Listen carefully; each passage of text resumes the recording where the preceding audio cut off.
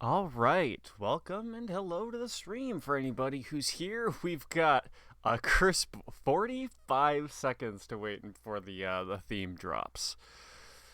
So, it's just a matter of being prepared and getting a start on it. We're gonna we're gonna wait for that clock to tick down. We're going to think. You know what? We're gonna wait for the clock to tick down. We're gonna get a coffee, and then we're gonna come back and brainstorm.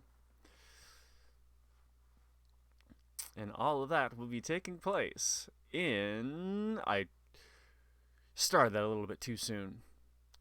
10, 9, 8, 7, 6, 5, 4, 3, 2, 1. And the theme should be tweeted. The theme for Ludum Dare 48 is deeper and deeper.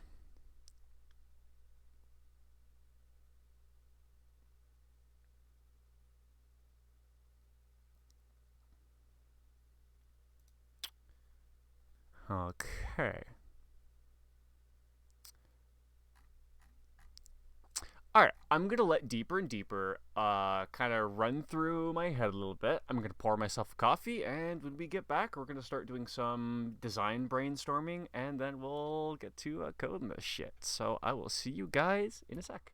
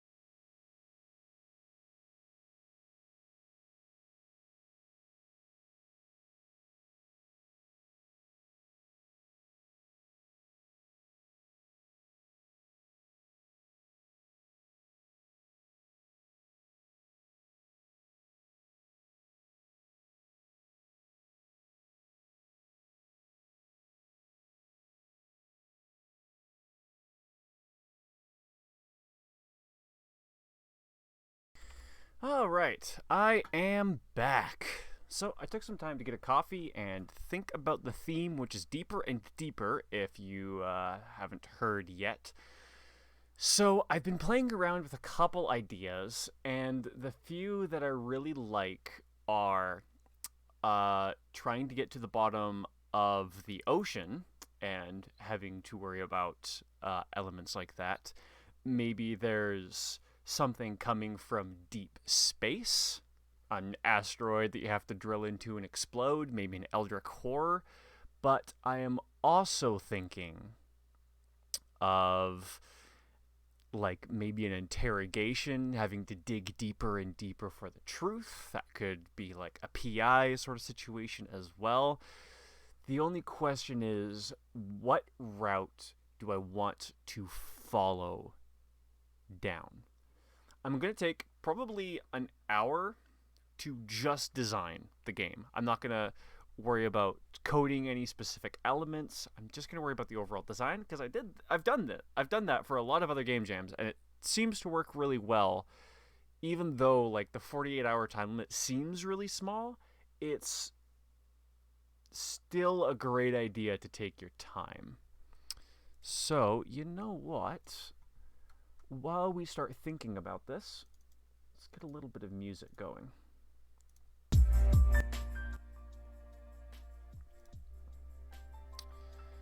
How does that look on stream? Hey, that looks pretty good. Maybe I'll turn that up a little bit more for the folks in the back. Because that probably will largely be the backdrop of this stream. So I'm going to want to make sure it doesn't come out too quiet. Alright, deeper and deeper. You know, the more I think about it, the more I feel like I'm leaning toward the idea. I can't quite decide if I like the nautical idea better, like taking a sub down to the depths of the ocean, or if I kind of like the thematic element of digging into an asteroid to like deliver a bomb. I think that's kind of cool, because then I can use like deep space and like trying to get deep into the asteroid as like my dual thing, and then I can kind of attack the theme from two sides. Do I like the sound of that?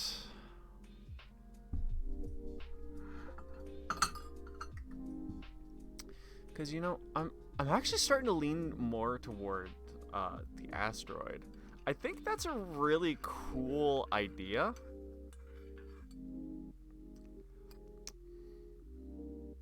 I think I could work with that. Okay, we're gonna make the tentative idea that you're some sort of space marine sent on a mission to destroy an asteroid that is going to collide with Earth that came from deep space. But you have to deliver the payload and get back out before the bomb explodes. Then we can kind of have like maybe an in and then like an out sequence.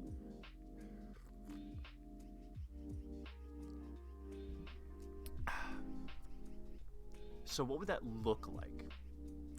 If we're, you know what, I should get a document open and start doing, what's it called, writer?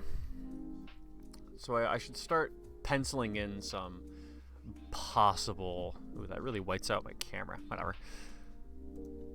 So, let's start with getting our general idea in there. Space Marine sent to destroy asteroid from deep space. Must drill to the center and deliver a bomb. It's definitely not the most original idea, and I am stealing that from a plot line of a movie I saw a long ass time ago, but I think it could be retooled for an interesting game, so I'm gonna give that a shot. I'm Canadian, thank you. But I think that as an idea is definitely something I can run with. So first question, what kind of mechanics do I want to use to deliver on that idea? And second question, what mechanics am I going to have time to make for a 48-hour game jam? I think it's probably going to be best if I feel like platformer makes sense. Maybe kind of do one of those like old Flash game style things, like kind of like a Learn to Fly or something, but where you're trying to like dig down instead, and then like you dig down and you have to. Does that really work with the idea of like a space marine being sent to an asteroid? Because you'd think if a space marine's being sent to like a world-destroying object, you would have everything you need. I wouldn't really, because for that idea to work, you would essentially have to have like valuable resources in the asteroid that you're going like in and back out for. So instead of making it like a Learn to Fly thing,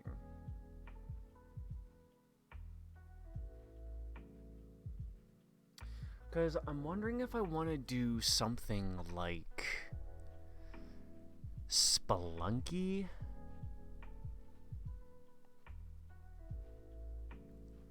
Oh, you know what? That's kind of an interesting idea. Okay, so mechanics ideas. So I'm kind of thinking like maybe the world's on a grid, 2D grid of, I don't know, squares, if it matters. We're not using hexes. Side view.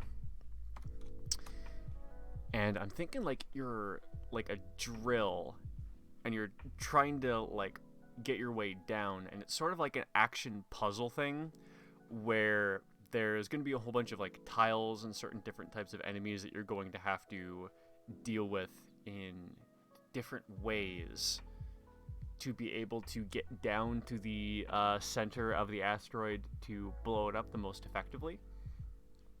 So I think we're going to theme the game as like you got your space marine, you got one shot.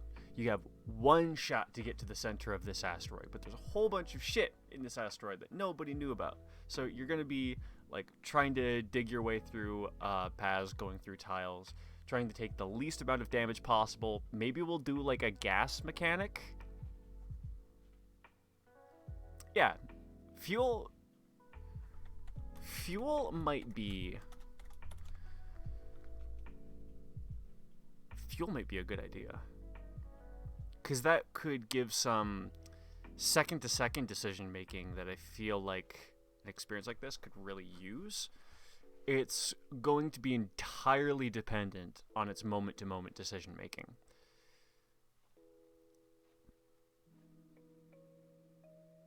All right, I'm gonna prototype some ideas. So first things first, we're going to need something to generate the world.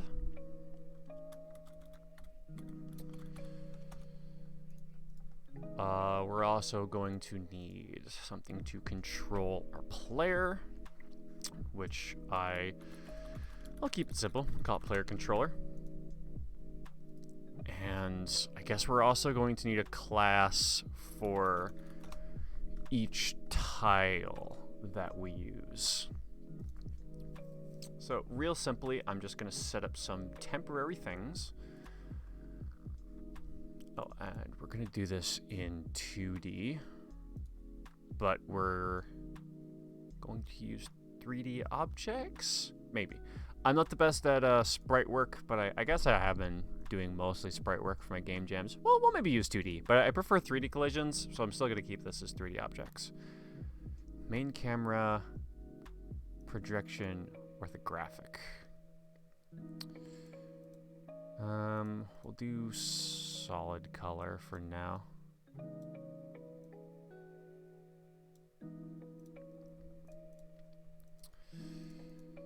Okay. You know what? Let's also give this a separate material. Just so we'll be able to tell it apart better from everything else. Actually, you know what? I would prefer this to be green. Doesn't matter, whatever. So we'll call this one our player. And while I'm here, I might as well attach the player controller, even though it does nothing. And then we're going to need one more cube. And we're going to call this tile. Doesn't need to be anything special. Give it a tile script. Make that a prefab, and then we don't need that instance of it at all.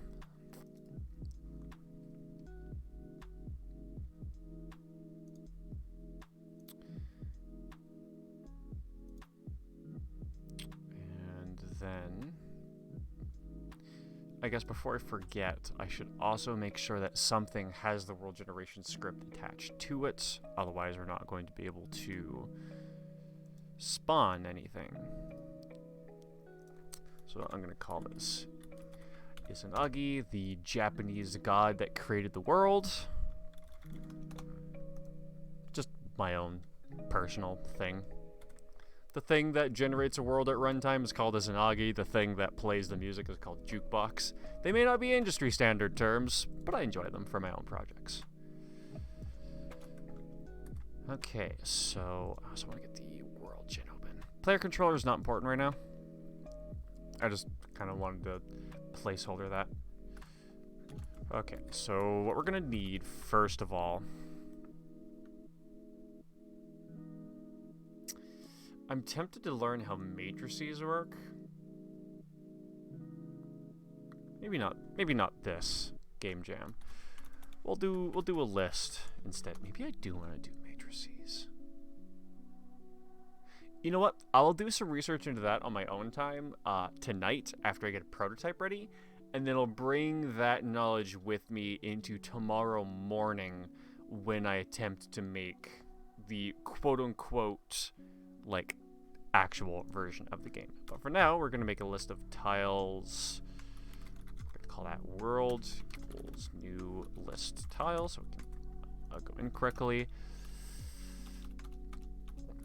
And then we'll just... I don't think I need to make that public yet, so I'll just make it available to the inspector. So a list of tiles world.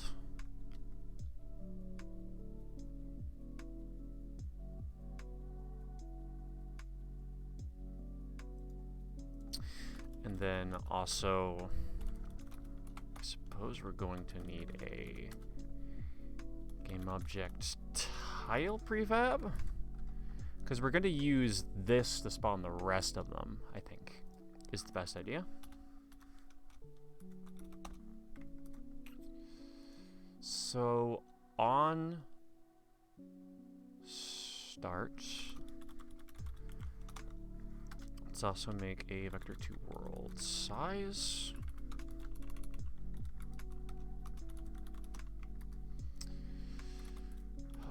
So we can make a for loop here.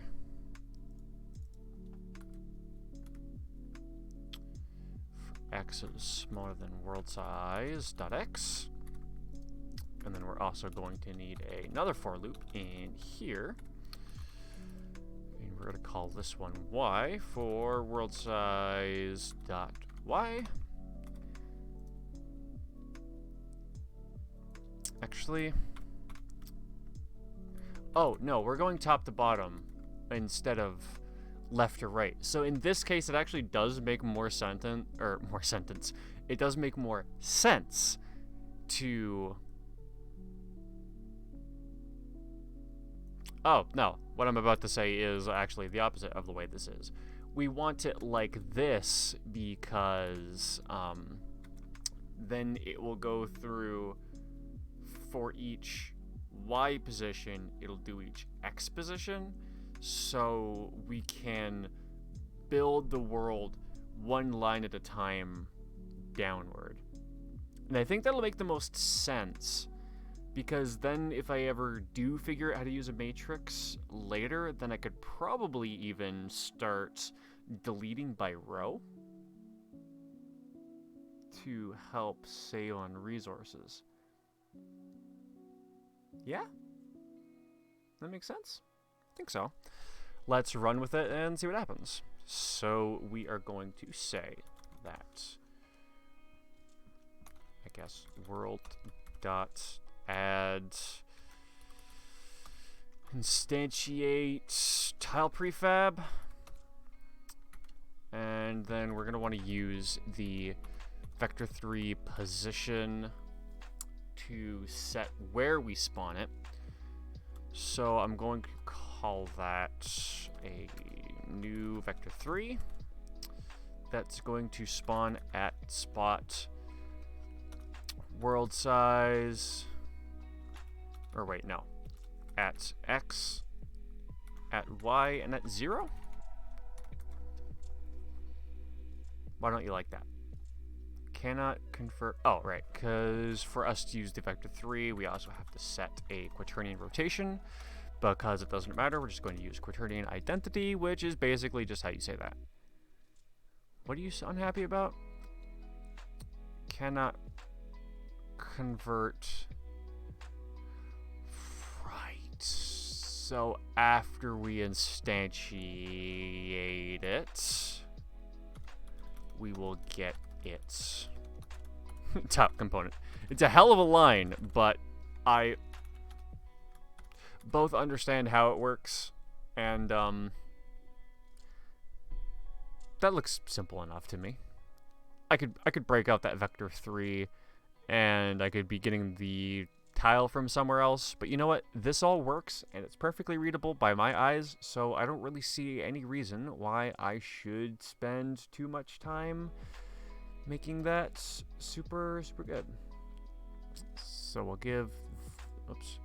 We'll give this as a tile prefab, and then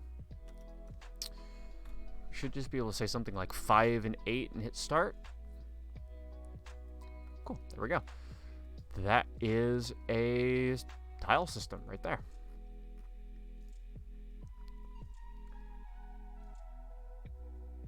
Okay, so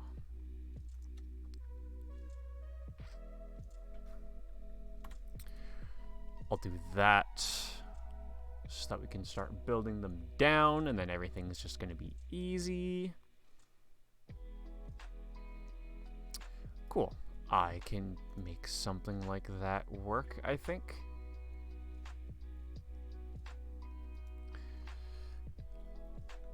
So next we're probably going to want to work on the tile scripts, because we're going to need behavior to interact with, because the player needs to dig.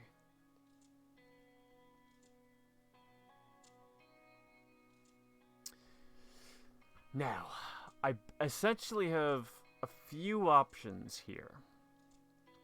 When I drill through a tile, what do I want to have happen? I want the tile to enter a, like, dug state that I can use for different things. Like, probably it'd be faster to move back along surfaces that you've already dug through. I think that makes sense.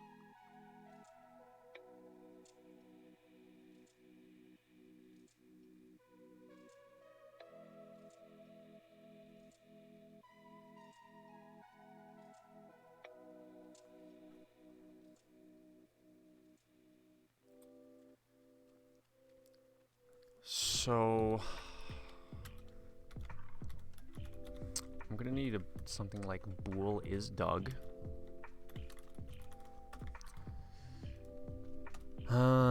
Let's give it something like a float density, because I feel like certain tiles should take longer to dig through.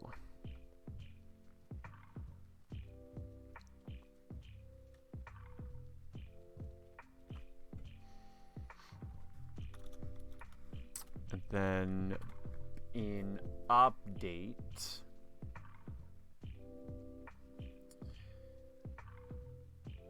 I am going to say that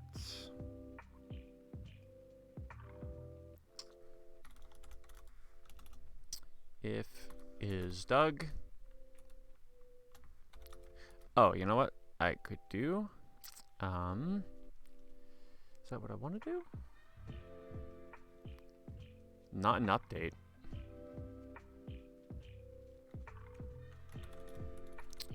Get components, material renderer? No. My mesh renderer? Is that what I'm looking for?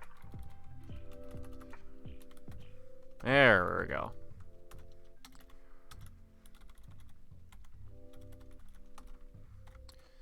Cool. So we'll be able to use that just to confirm that interaction is happening correctly.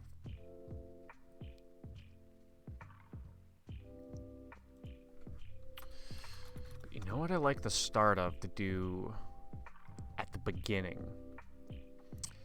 is I'm going to do this again, basically. But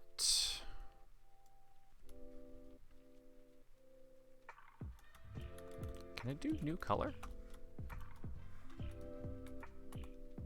Float RGBA. So let's do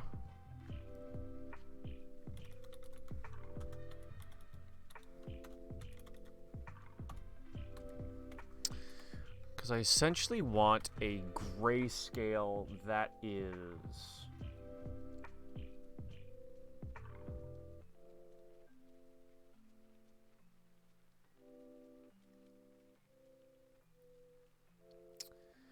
I want that between 0 and 1, right?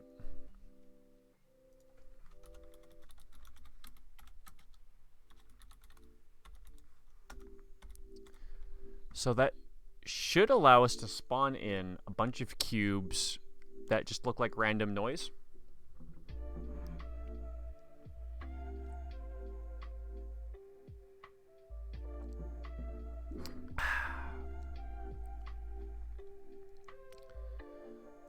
Let's get this player controller going now here too. If put dot get the key down, and we're just gonna use keycode.space to debug shit. I find it best to get like things in order first and then kind of put what actually needs to happen when said things go. Because if I can get all my systems interacting with each other properly without having like physics to get in the way, then adding the physics in usually isn't a problem. So if input.keycode down equals keycode.space, then this is not what I'm going to do for the actual thing, but it'll be perfectly fine for what I need to be able to test. Transform.position, vector3.down. Right, we need a recast hits. Call that hit info, and we're going to simply check that if our physics raycast that shoots out our predetermined ray at a max distance of everything. Oh, and then I also need, is it here that I put out hit?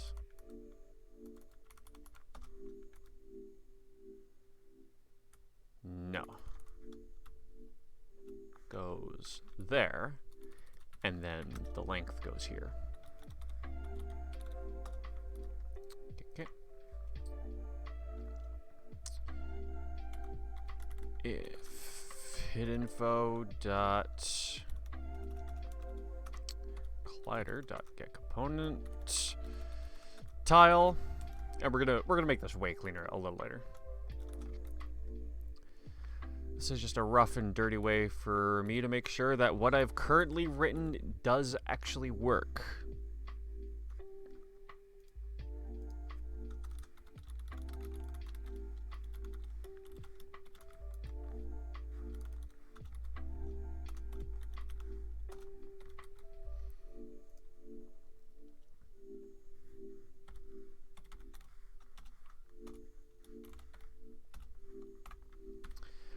Alright, so based on this, if I've done everything right so far, which I hope to God I have, if I hit the spacebar, well, first it should generate cubes that look like noise, which they do, and if I hit spacebar, this one right here should turn green, yellow, a color. There we go. It turns a color, which means I am able to dig things, and that changes the way that they look. So, I'm thinking I'm gonna bring, but if I do that, no, so I have to click the player, but if I bring it off the axis, then I'm not gonna, I can still raycast with an offset.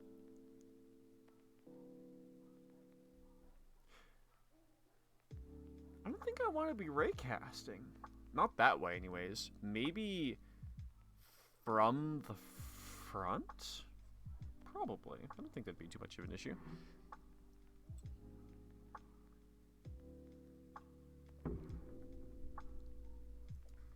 Yeah, the more I think about it, the more that makes sense. I'm going to pull that one back on the Z-axis so that it can slide nicely in front of the other tiles. And to make this work, plus vector 3 dot forward.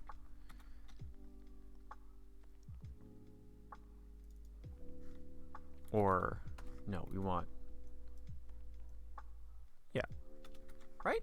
No, right? Yeah.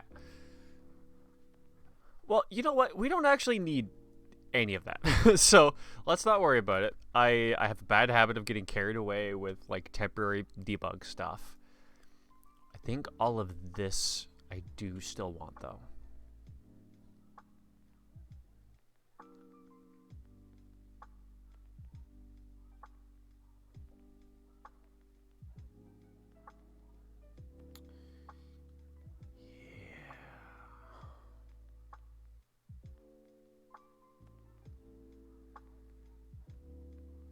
Okay, so I guess we should get the player moving. And I'm thinking I want to do this grid-based. Because I don't do a lot of grid-based things, and I kind of want to. Have I done? Oh, well, I guess technically my last submission was a grid-based thing. But this is different. I'm going to call it different. This is what I want to do anyways. So we are going to need to start if input dot get key down.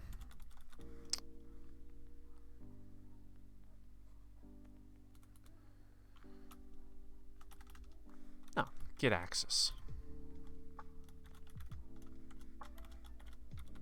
I know there's a new Unity input system. I haven't taken the time to learn it yet, so I'm just going to do what I know.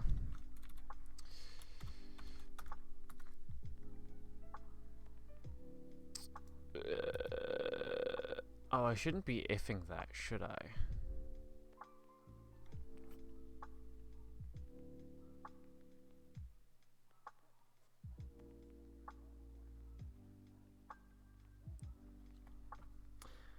Hold on, I need a moment to think. Because what I'm prepping to do right now is make it so that when I hit a button, I'll move on the grid. But the thing about the density value that I set up in the tile script is that that's supposed to dictate how long it takes to drill through an object. So I want to be able to push button, mean move tile, but also commit that move smoothly over the amount of time dictated by the tile density.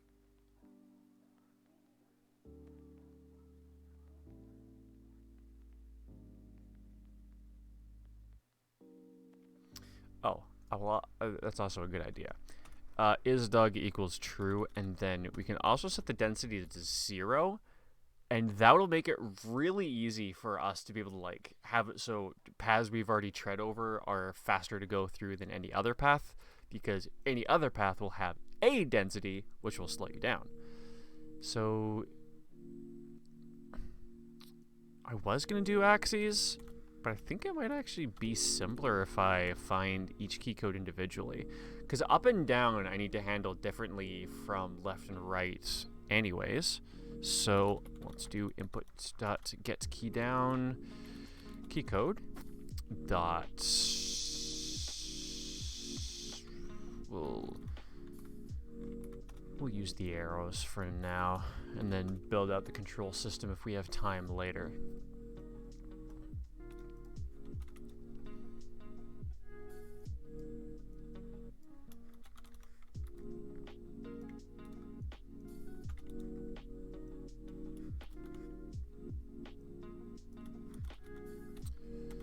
Cool. And I think what I'm going to do is I'll set a couple else's here.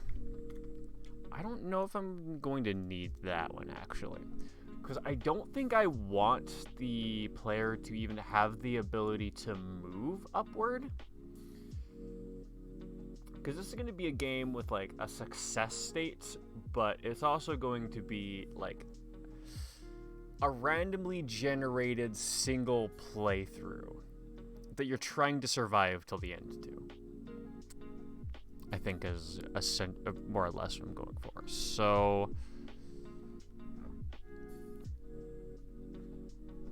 this might not be a bad time to use an enumerator.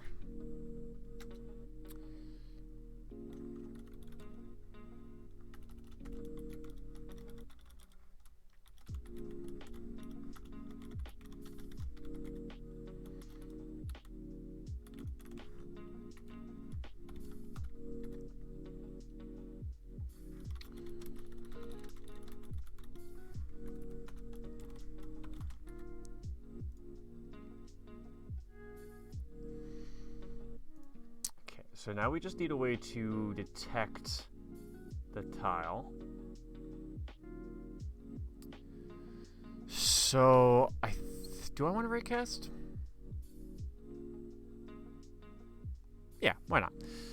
So we're gonna create a ray, and we're gonna make that equal to a new ray that we are going to specify. Which is going to take in our transform position, but we are also going to be one negative z out, shooting a ray cast forward in, but also at one spot down.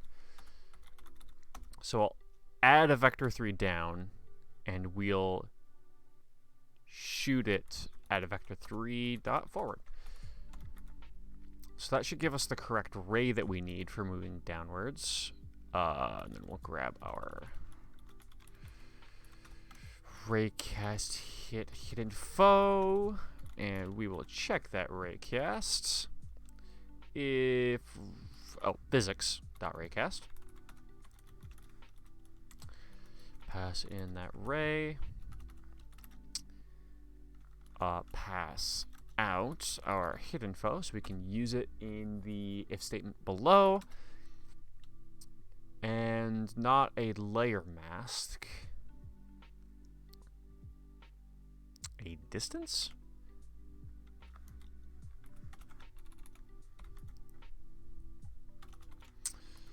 So if that's the case,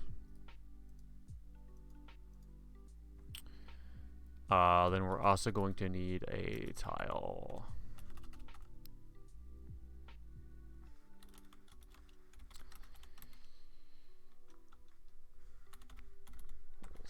We'll initialize that as null so that we can then say if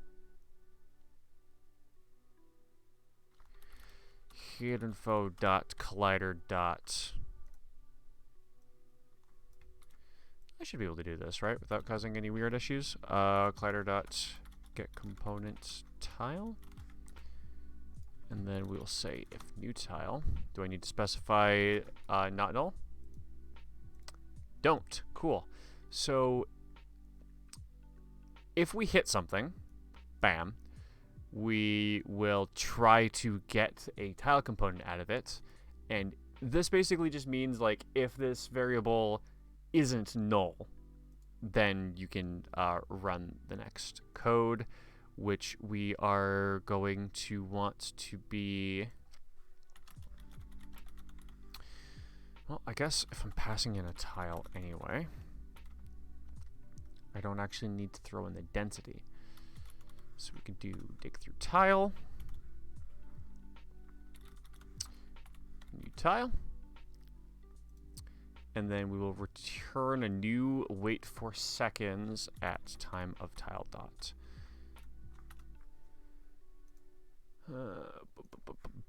Public float density.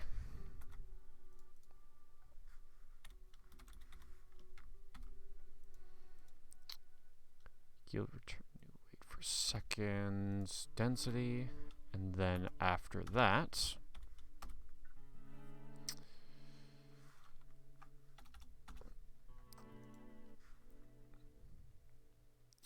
we will do transform position equals tile dot transform position minus vector 3 dot forward to keep us on the same axis that we were moving on before.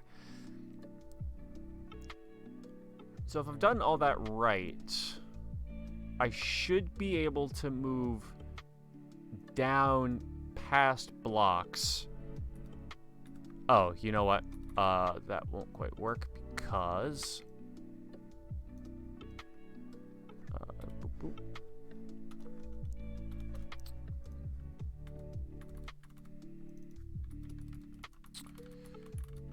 Okay, it definitely does not work.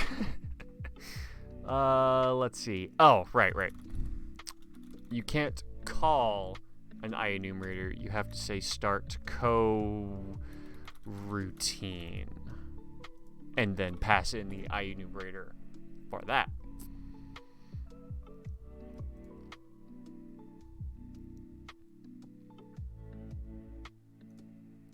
Okay, let's give that a go.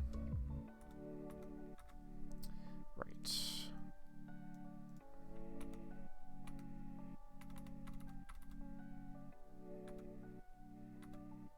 Cool. That totally works. It's just a little bit weird with the density.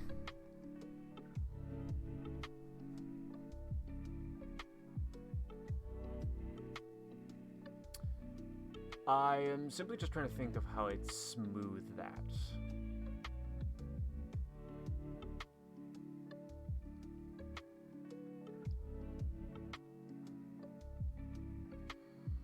I could try, well, if I stay on a grid, then I'd be able to use a scale of 1 for everything.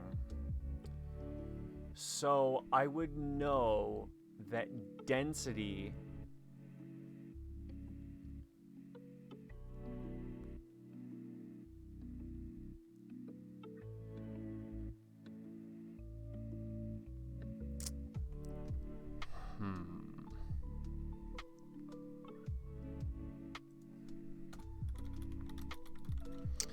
I'm gonna try something. I haven't really done something like this before, but I have a feeling it will work.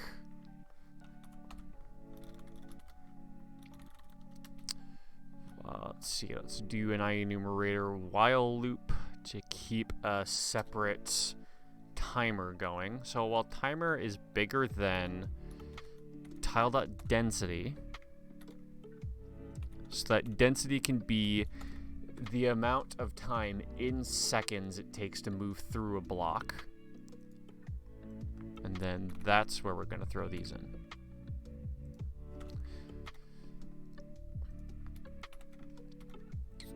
Now, the only thing that I have to do is change this so that it moves by incremental steps instead.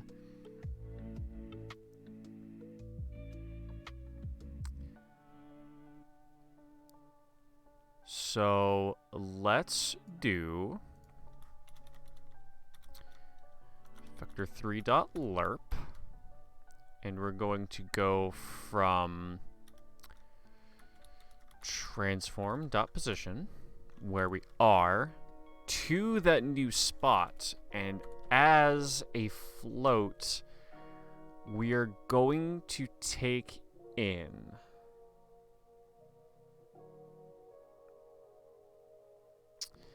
timer divided by tile density?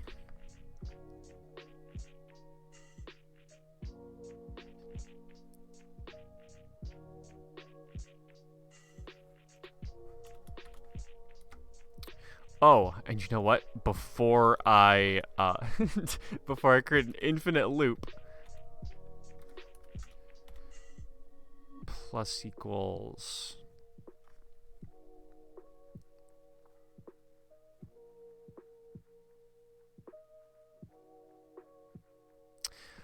what does that return? Does that return once every regular frame or once every physics? Once every regular frame. It's gotta be, right? Plus equals time dot density.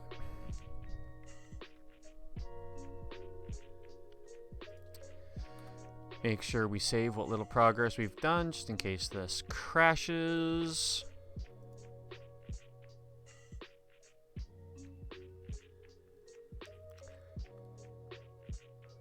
Which I don't think it will. Let's give it a test. See what happens.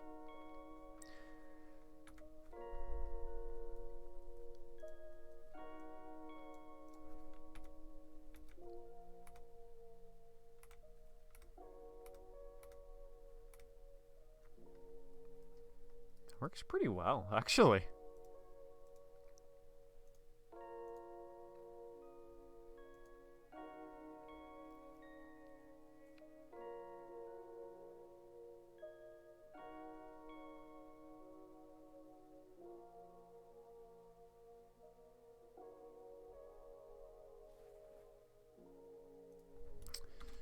This is gonna make... Actually, you know what? I'll just straight up divide these by 5.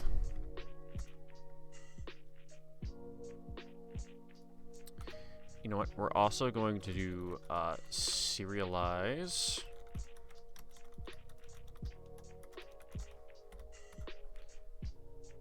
Yeah? No, that makes no sense. We'll probably want something similar to take its place. I also realize if I don't give these F's, it might give me integer divisions instead, and I don't want that.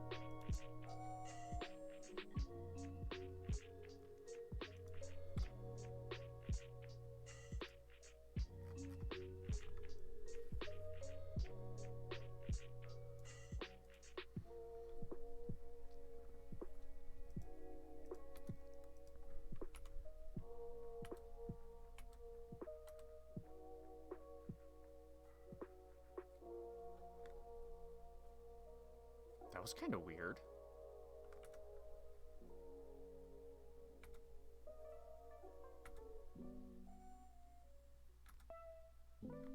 Huh. What is happening there?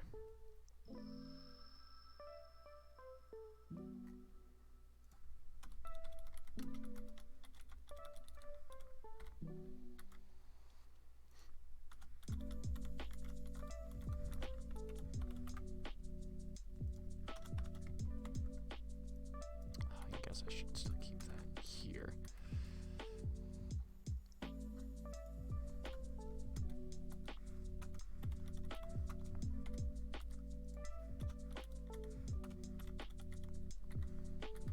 Because I think the problem is that we were calling the coroutine multiple times in a row, and that the lower density objects were finishing before it had finished moving into the higher density object space.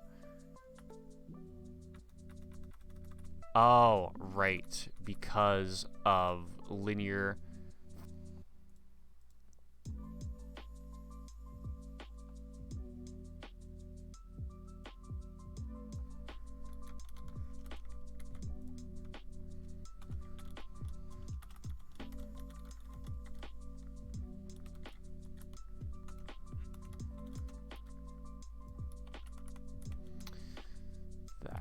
help things go at a bit of a better rate.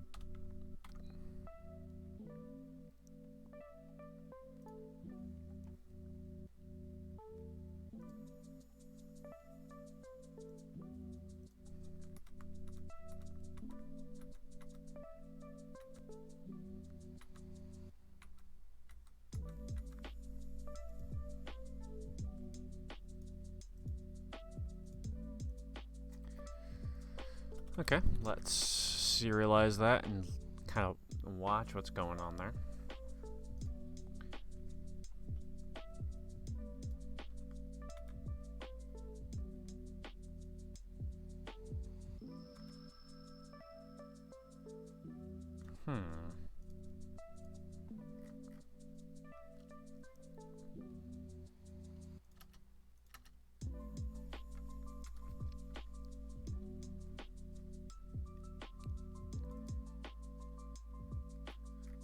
Interesting.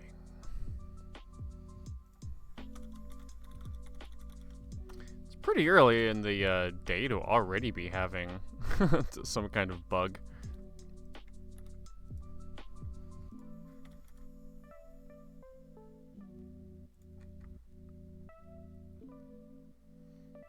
This might give me a better idea of what's going on, though.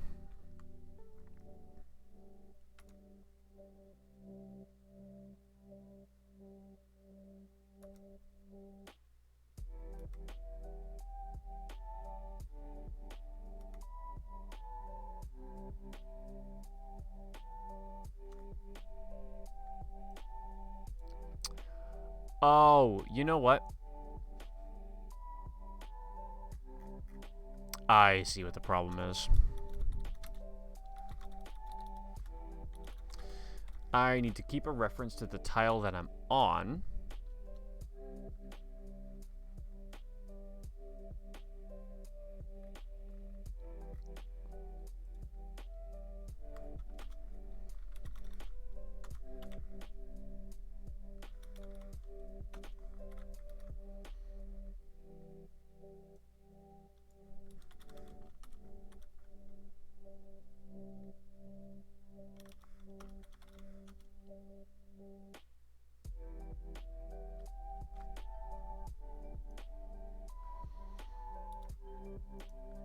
I believe.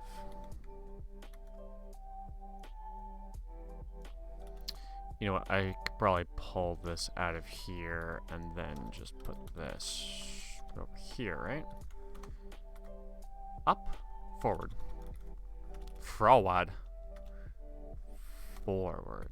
I think that's mathematically the same. I think current tile equals that. Just so we don't have any issues. On start, current tile is going to be equal to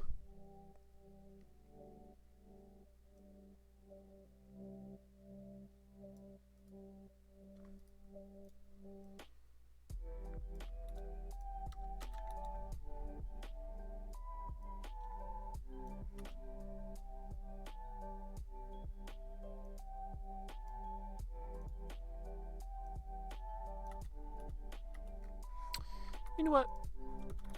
I'll set that myself for a moment because I'm gonna have to do that through World Gen anyway, so maybe it'll make more sense to do later.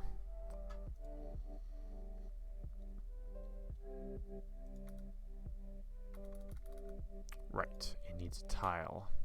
This one? This one.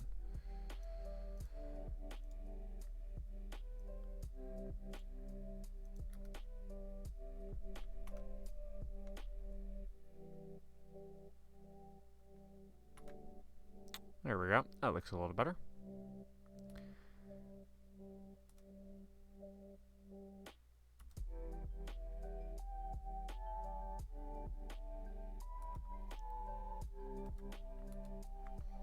Cool. I can make a game out of that type of movement, I believe. Of course, I'm going to have to speed it up quite a bit, I think. But it is nice to know that I have the ability to do shit like that.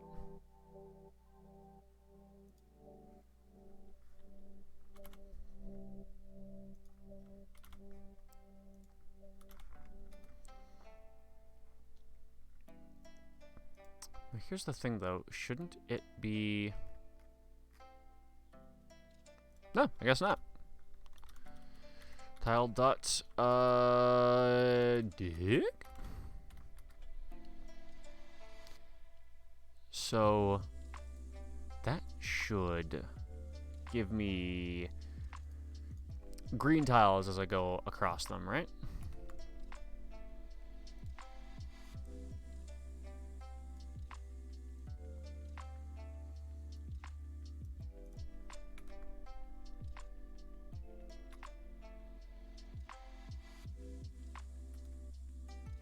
Alright, it's a little buggy on the first one, but that's to be expected.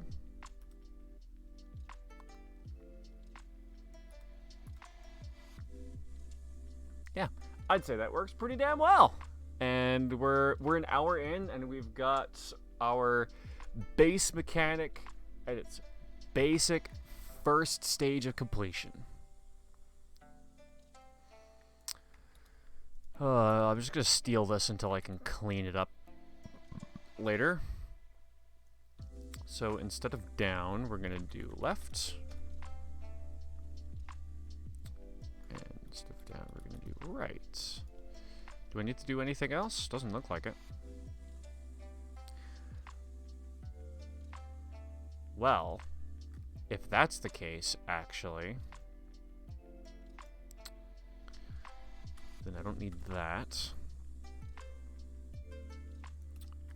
That. And I do need this, but I no longer need it there.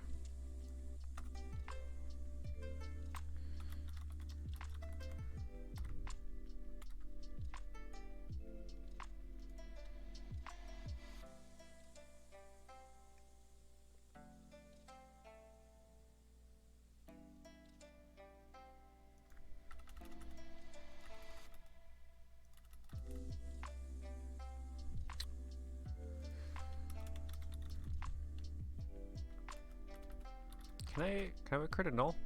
I don't think so. Can I do it like that?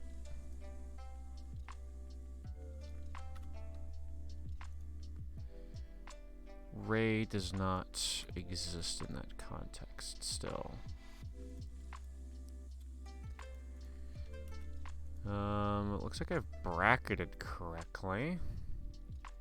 Why can't it see that? There's a bracket pair there, and there, and then it comes down, and Ray should be able to see that up there. Is it because it's not initialized? Use if unassigned local variable Ray. Okay, so Ray equals new Ray. Can I do that? I can. Cool. So then, if the Ray is nothing, then the Ray cast wouldn't go anywhere. It wouldn't hit anything. It would be fine. Right? So if I'm right about this, then this should allow me to dig down, left, and right. And if I try and go over any tile that I've been on before, it will be way faster because I will have already drilled through its density. And they got a null reference exception, so the script isn't working. Boop, boop, boop, boop. Boop, boop, boop, boop, boop, boop. So if I were playing this game myself, it'd probably make the most sense to go here, then like over here, then like over here, and then like down this way. That was a really easy one. So if I go over here and then back this way, transform position assign attempt for player is not valid. Input position is null.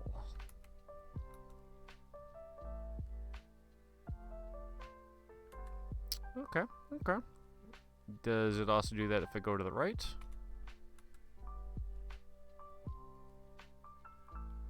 Interesting. Okay. Well, let's track down that bug then.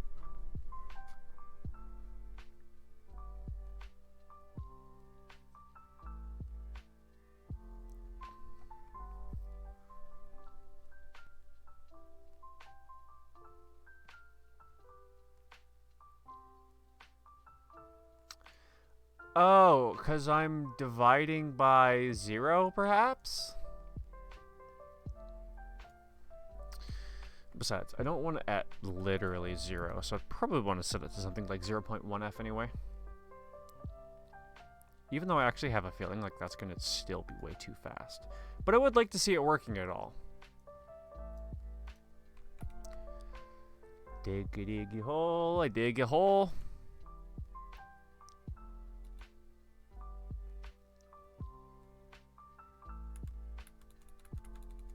Cool. That looks like it works as intended.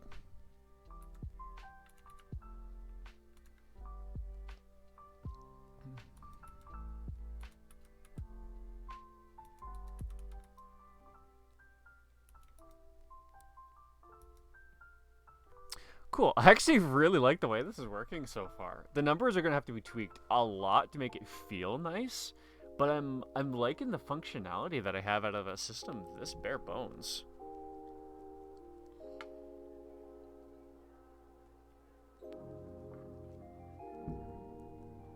Okay, so there's no one here watching the stream right now anyway.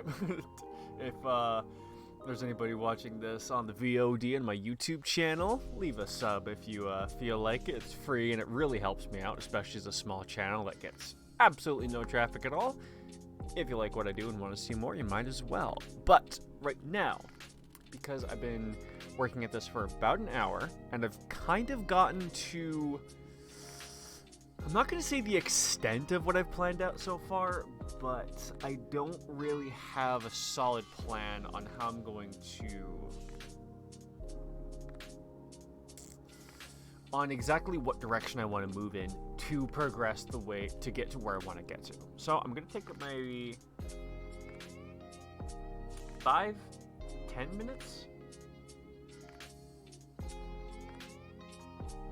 We're going to take about a 5 to 10 minute break, and then I'll be right back.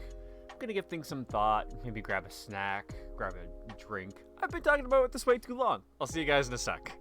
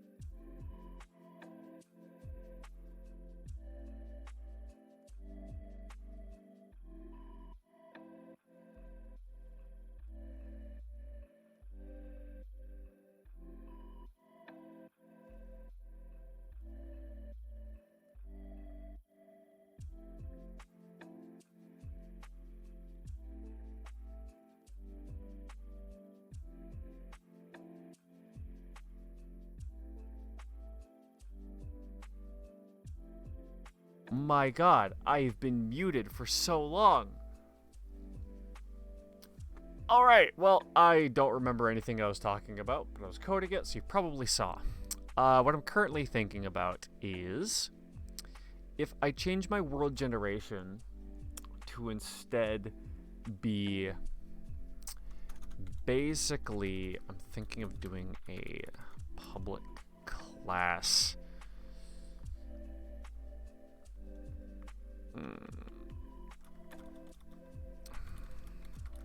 Thinking of doing something like that.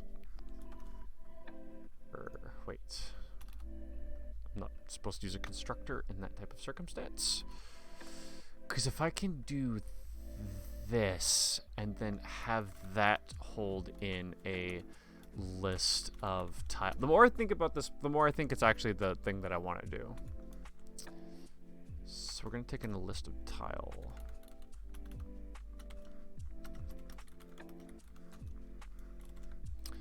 The only thing is, I think this is going to prevent us from seeing this list. Unless I can just do this. I should be able to do this, right? Probably not, actually. I don't think Unity works like that, but we'll see. And then we're going to take in a list of train lines.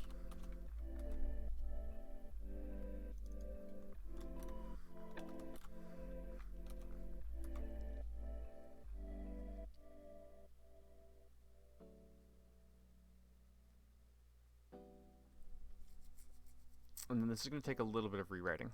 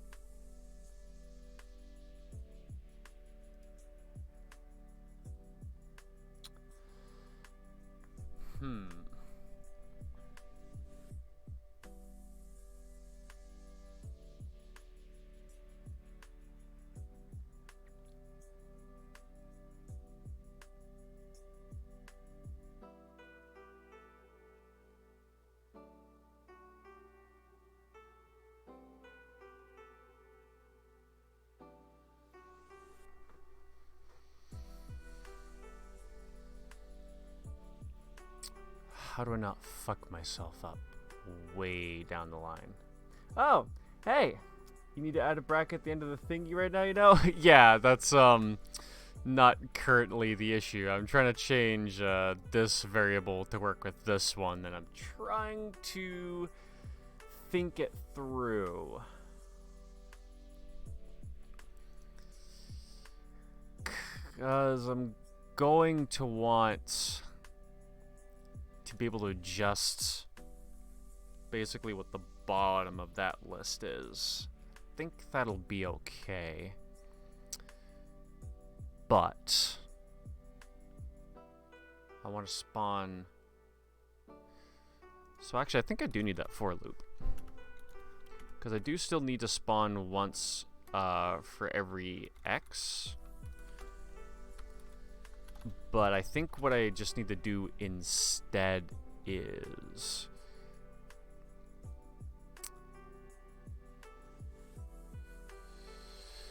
do it Y by Y.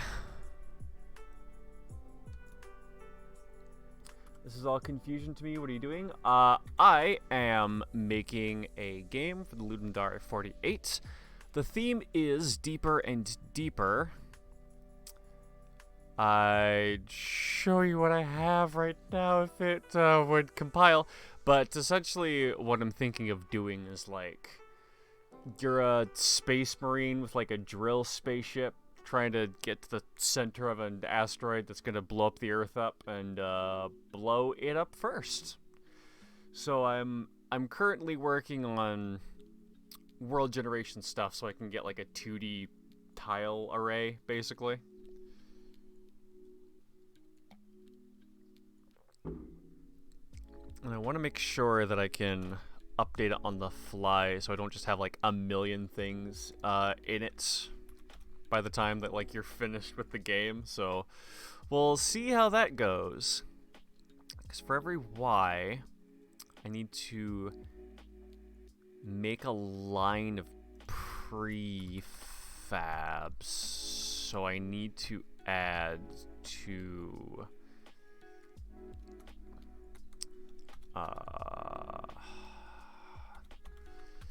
the array position of Y? That sounds right.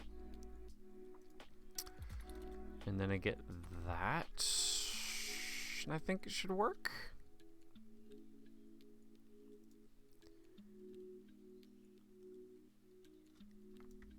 Yeah, and then we put that up in here too.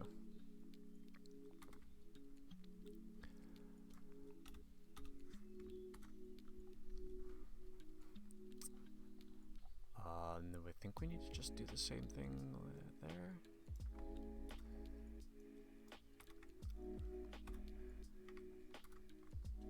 Whoa, didn't like that. Cannot convert train line to tile. Right. World at... Oh, God, wait. I think I still need to do that there, too, don't I?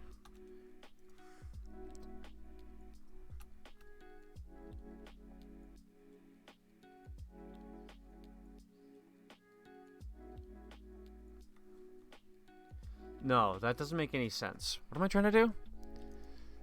The tile that the player spawns on is going to be equal to... You know what? I'm making this far too complicated. Tile prefab, new tile, equals... this.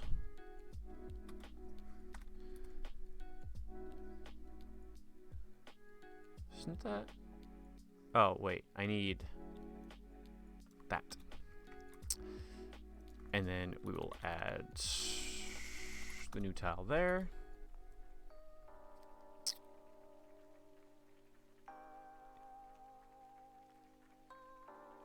And we don't need that complicated thing because I can just make it easy for me.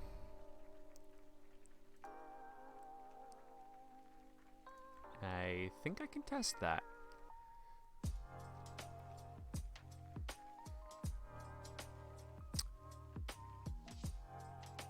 Okay. We spawned a block. 33. That's an odd spot for it to go out of array. What did it not like? Argument out of range exception at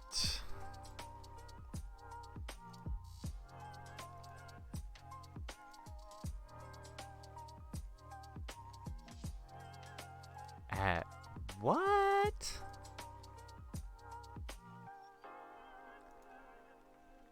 Okay, it did go down one. So it is giving me an out of range exception.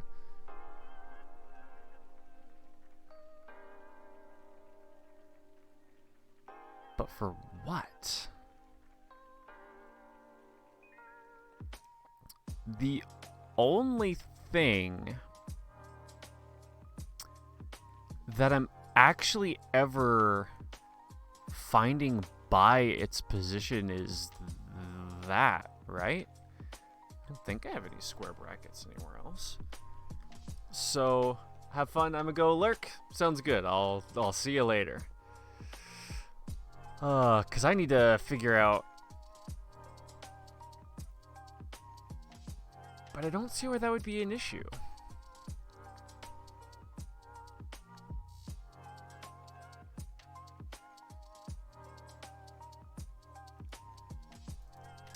adding it to this list shouldn't be an issue. And that would be as 0. Wait. Oh. I never add to this list. That's the problem. So I need to add...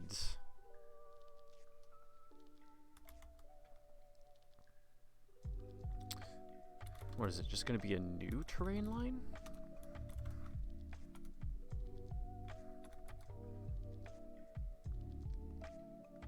And then I'm adjusting it based on the Y position? Does that make sense? I hope so.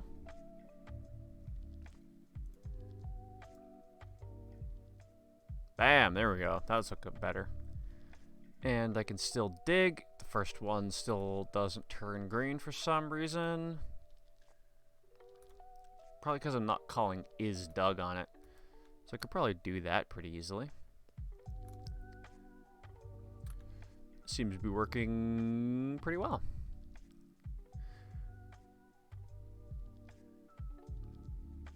Cool, cool. Right, that was to make this whole new generation thing work. So can I actually see it do that? Doesn't look like it can I? That's fine. Because let's make sure I can do something. If input get key down, key code dot space, said key code dot space. This is going to just be for debug purposes, because I think I'd like to add a new terrain line and then do this again. And then instead of this, we're going to use world.count -1 to get the last position in the array.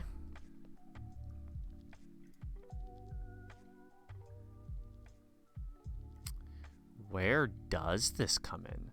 I might have to keep a reference to my spawn depth.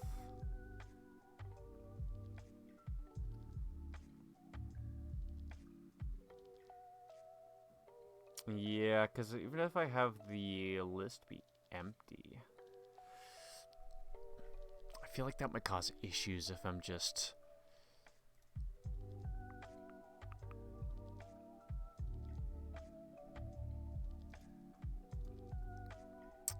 Okay, let's do something a bit simpler then.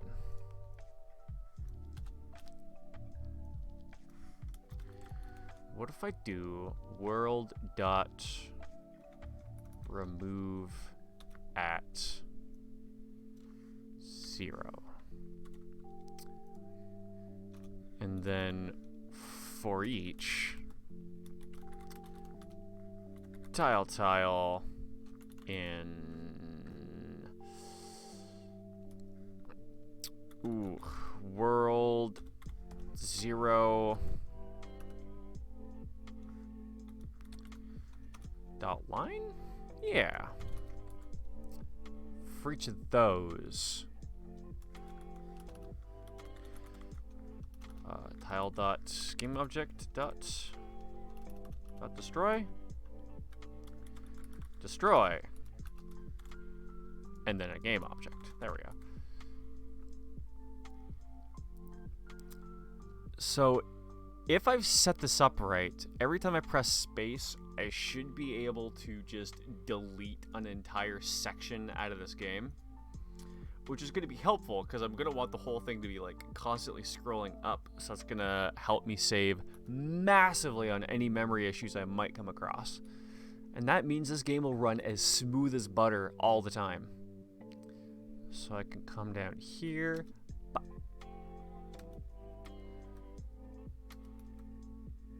Okay.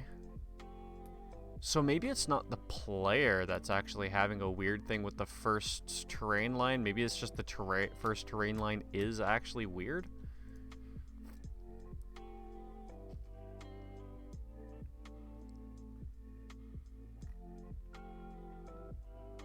I don't really see why, though.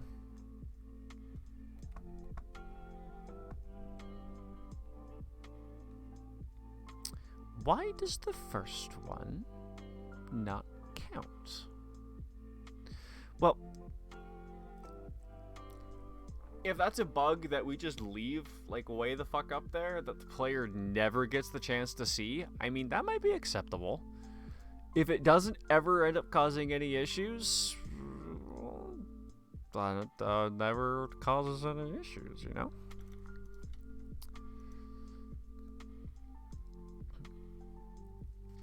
Alright, so... yeah.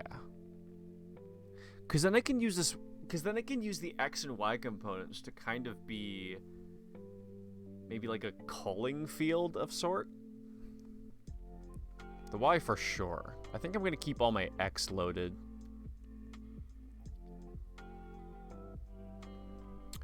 But it should be also more across, don't you think? Cool, so I could probably even get away with like 16 or so.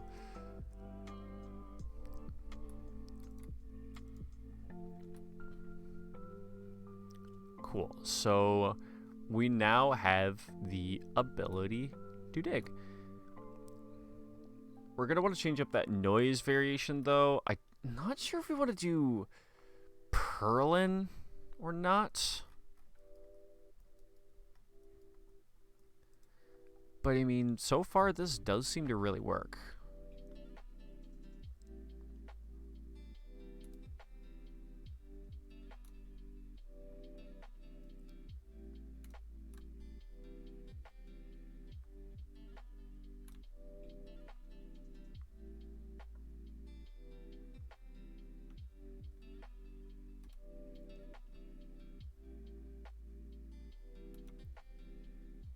Honestly, it's not a bad sign that even this is a little bit fun already. Like there's nothing here, but already I'm kind of having a good time, like finding my way through the noise. So that might mean I'm onto something. That might mean I might be able to turn this into actually a decent game.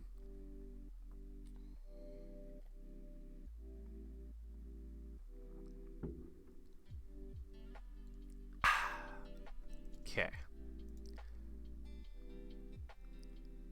So we can move and we can dig through things.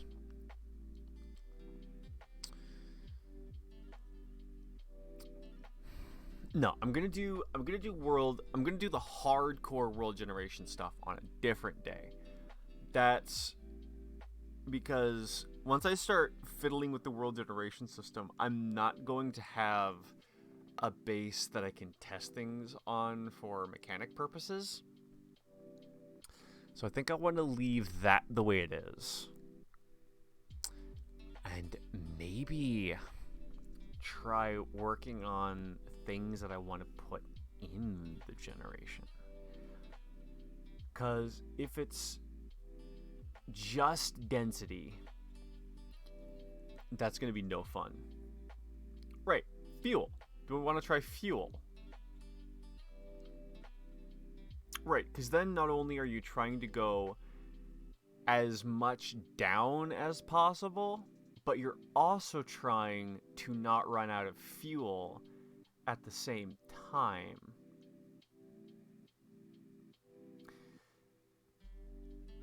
Narratively, that doesn't make much sense, but I think we're just going to go with it anyway. So, only question is, do I want that to be a tile itself? No, I want that to be something that I can put on tiles.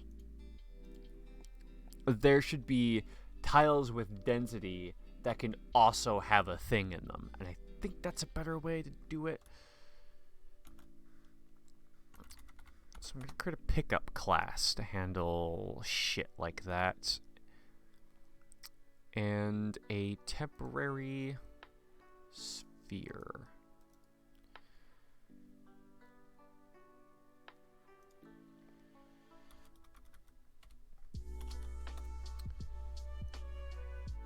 debug green.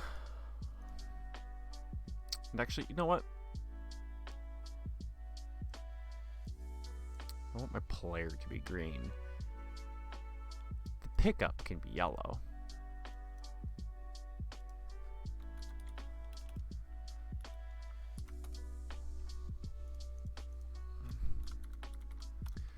Because we can have, if we do a pickup thing, then we can have pretty easily, without adding too much extra work, we can have the fuel that adds like an extra layer onto the whole system. But we can also have shit like dangerous blocks that you don't want to dig through, or your ship takes damage, or maybe like your fuselage takes damage and you start leaking fuel faster. You could leak fuel faster permanently. That could be interesting. We'll shelf that and come back to it later. So fuel blocks that you'll need to go out of your way for. Danger blocks that force you to take a different way, and then optional bonus blocks that, I was gonna say gives you a higher score, but then like temporary speed boost popped into my head, and that's not a bad idea, because fuel you'll need, but you'll also be on like something of a timer. Like, I'm thinking, like, timer up at the top of the screen, like, constantly counting down, like, time until, like, Earth detonation or whatever. Have it not be something that's, like, super hard to hit, but something that just, like, generally keeps the pressure on for a while.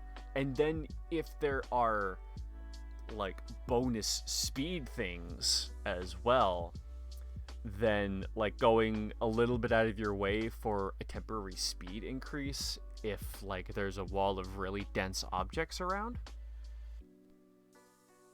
Okay. Yeah. I think these are good plans. So we're gonna have pickups like fuel, hazard,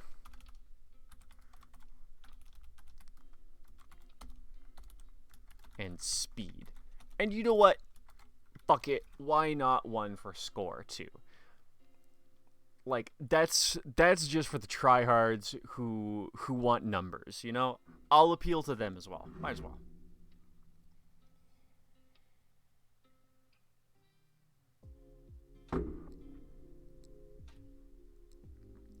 So the pickups will be on the same layer as the ship, I think.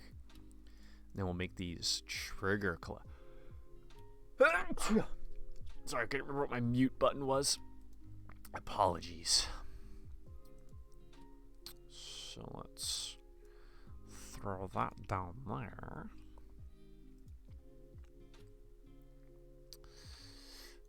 Pickup.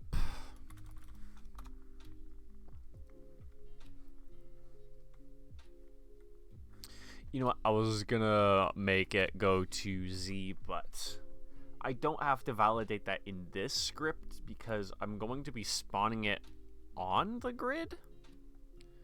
Or maybe the tile should spawn it. Oh, that's not a bad idea. Let it take care of its own random generation? Because it already takes care of its own density.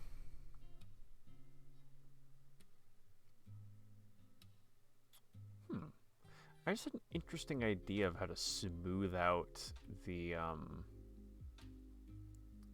densities, but we'll see how that works. I'll circle back to it. It's way too early for that. So for here,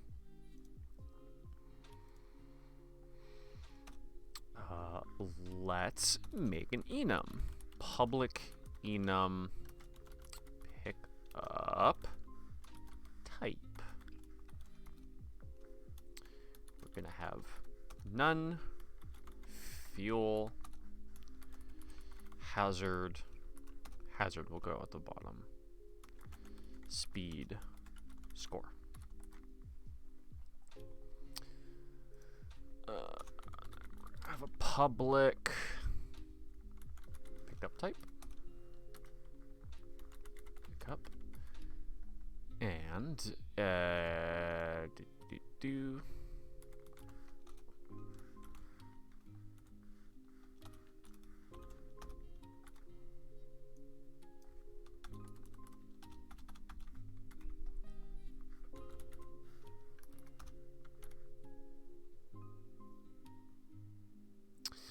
is there a way that I can get, like, the maximum of an enum?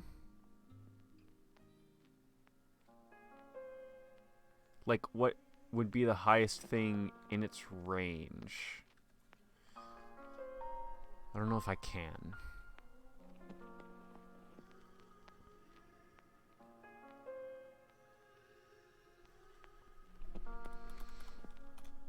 So I'm still going to use a switch, but I'm going to do this differently. Random dot range. And we're going to do...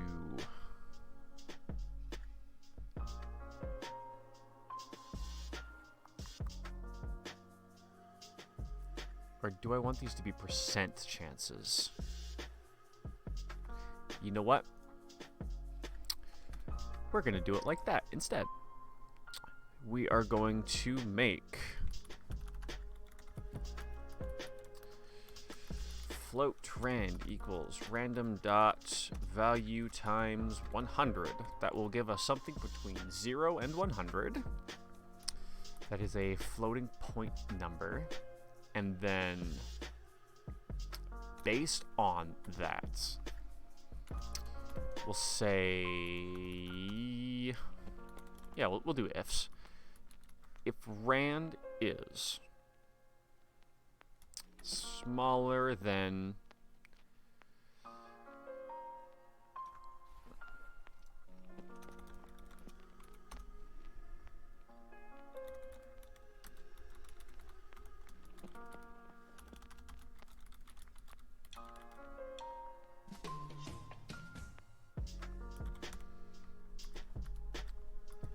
20% might be extreme, but we'll see.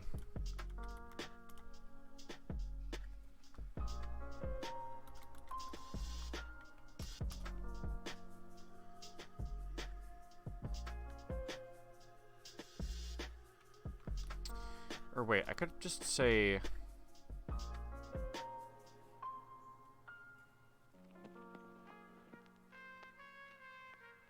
smaller than...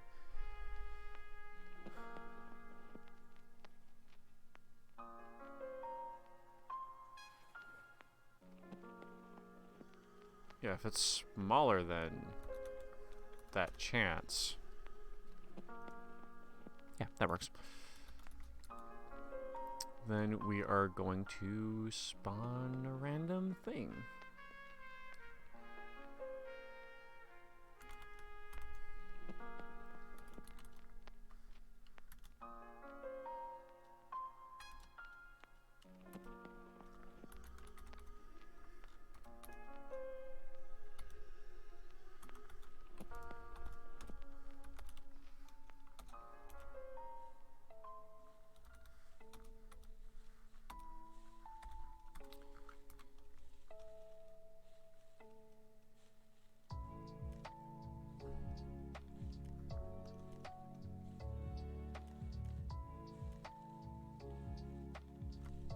No.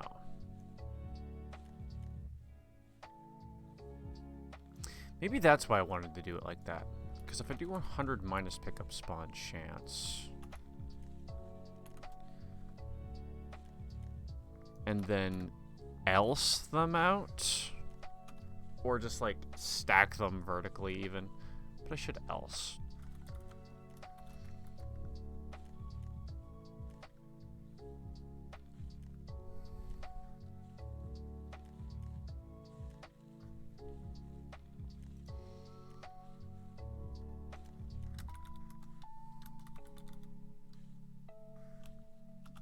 There's probably a really better way to do this, but I might just figure that out later. Okay, Franz is smaller than...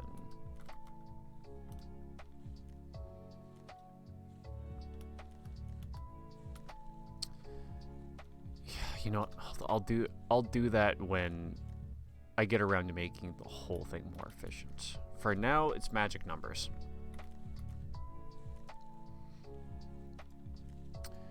We're gonna do if 80%, nothing. If less than 90, it's fuel.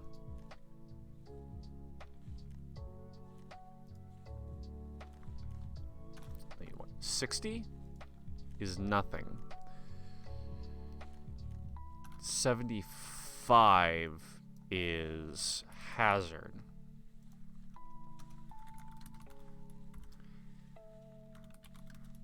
Uh, 85 is fuel.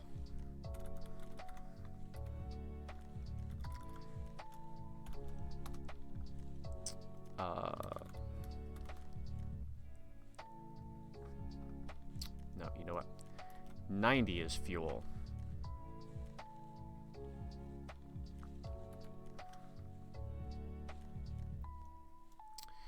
You know what?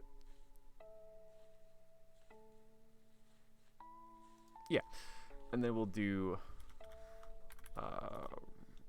rand 95 and do that for speed, and then that'll allow me to make speed really good because it'll be rarer and not overpowered.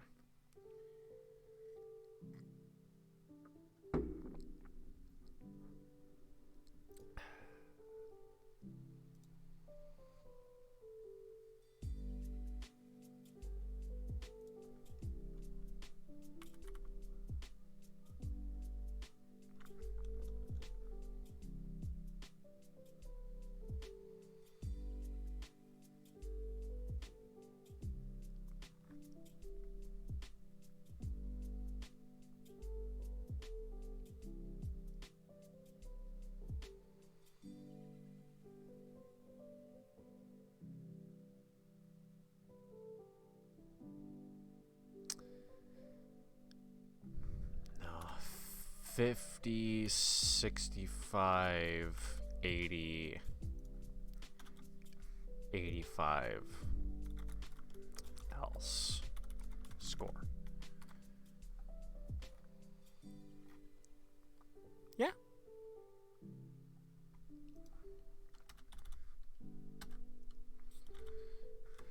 %50 chance for nothing. I guess I don't really need to write that in. It's a bit redundant. Well, actually, no, it's not, because that's a 50%. But then this one is only an additional 15%. This is also a 15%. I like that. Fuel and hazard being equally rare, and then that's 5%, 15%. There's a better way to sort that out later, which I will figure out later. That is a problem for tomorrow me to curse the me now for.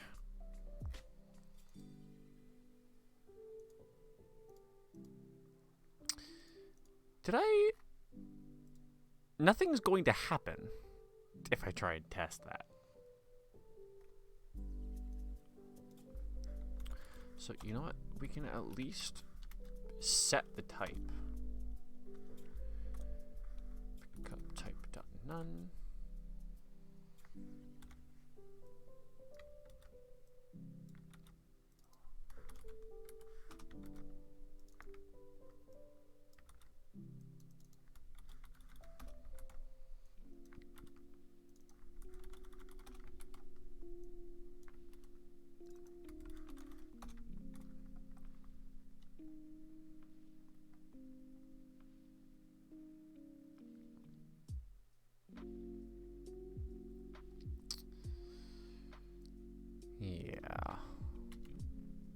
So if it's none, we'll do nothing. If it's this, we'll debug it to red. If it's this, we'll debug it to yellow. If it's this, we'll... sure. And if it's that, we'll... actually, I don't know why, but cyan feels more speedy to me than green. Is that controversial? We're gonna get canceled over that?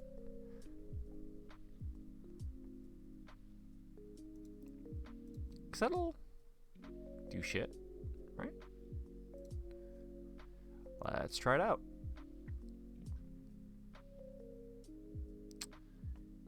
That's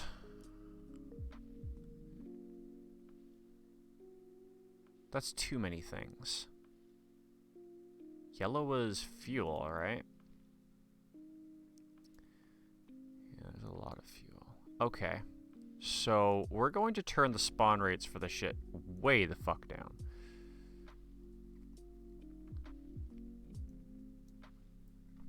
%. Of the time, something will spawn.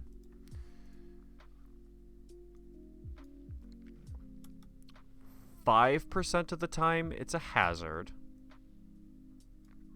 2% of the time, it's fuel. No.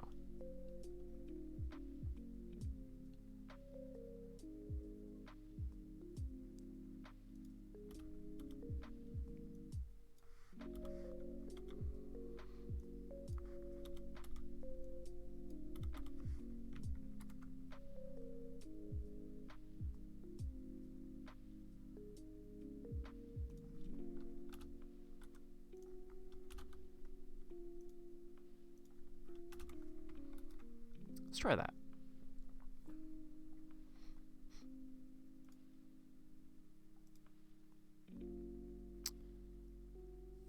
That looks a little better, actually.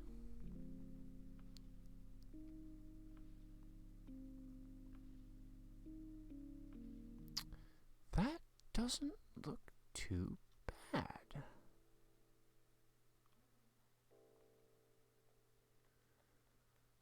Maybe more hazard?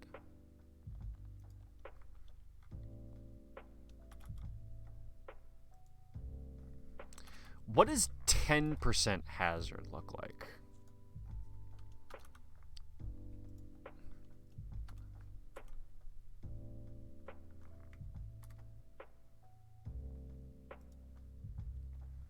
I'm just gonna play around with ratios today. Every game jam, my plan is... Oh, for a second I thought those were 2 players that spawned for some reason.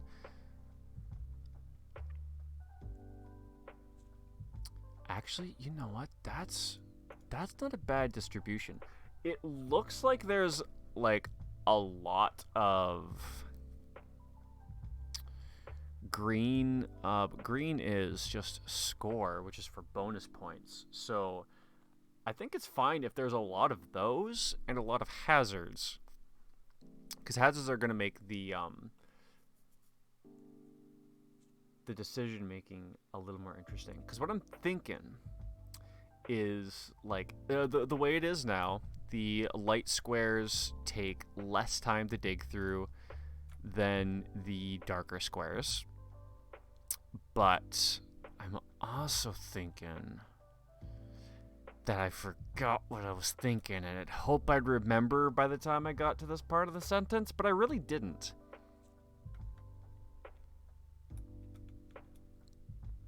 What was I thinking? Oh, yeah, I was thinking that the hazard blocks would generally be less dense, but they would damage your like craft, and I probably should have... That's probably why I shouldn't be doing it like this too. Because I should be doing it from the top down, so that's more accessible. I don't know. I'll fix it later, like I will with a lot of things. right now I'm just trying to get a feel for how I want to really progress tomorrow. Today is my day to figure shit out and get a plan. And then also a good base to start building off of later. So, as far as I'm concerned, I'm an excellent pace.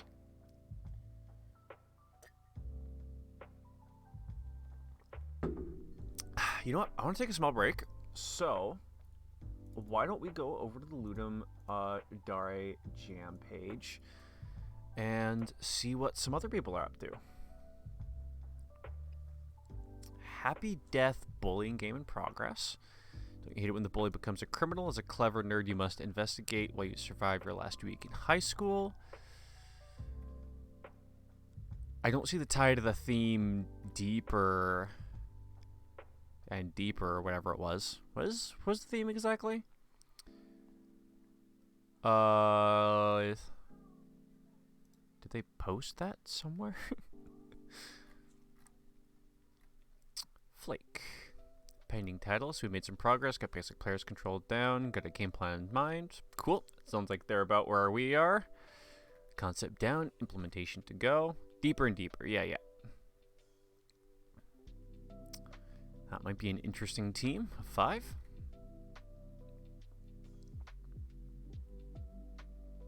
Yeah, I was thinking of doing something like that control style, so I'm glad I went with a tile-based system instead.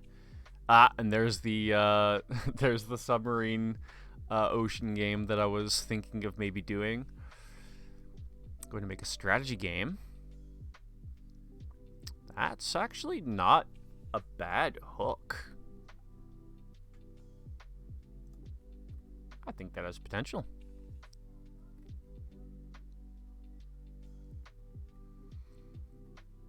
Alright, so I think this is going for like a dig dug thing.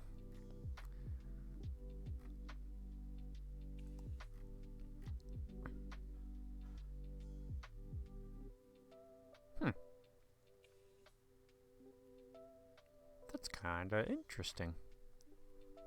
Yeah, a lot of people thought about ocean. That's one of the reasons why I didn't really want to do an ocean thing myself, because I feel like Deeper and Deeper isn't that great of a theme. It really kind of evokes one sort of idea, and it's hard to branch out too much creatively with something like that. Post more so the elevator can go deeper and deeper. Ha, I don't hate the theme. I had that on screen while I was talking about how I don't like the theme. Didn't even notice. A little Downwell type game. I love Downwell. Sure, I'll look at a screenshot. Not much there yet, but the jam's only like 2 hours old, so it makes sense.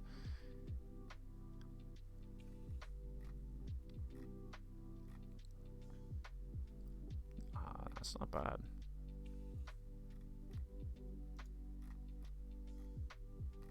Cool. It looks like people are generally getting shit done.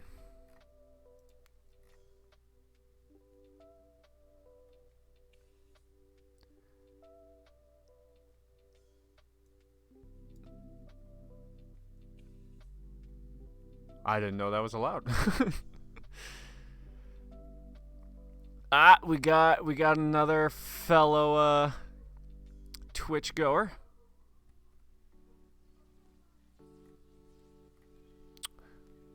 Can I just submit a link to Minecraft? Not technically a digging game, I guess. Yeah, a lot of people are going with either like digging or ocean games. I knew that was gonna be the case like the moment I heard this theme. I feel like the crowd. I'm gonna rant a little bit because I'm taking a small break. I feel like I've made some progress. I'm taking a break to rant about the Ludum Dare. I feel like they could have better themes, and I feel like the reason why they don't have good themes is because they use multiple rounds of community voting.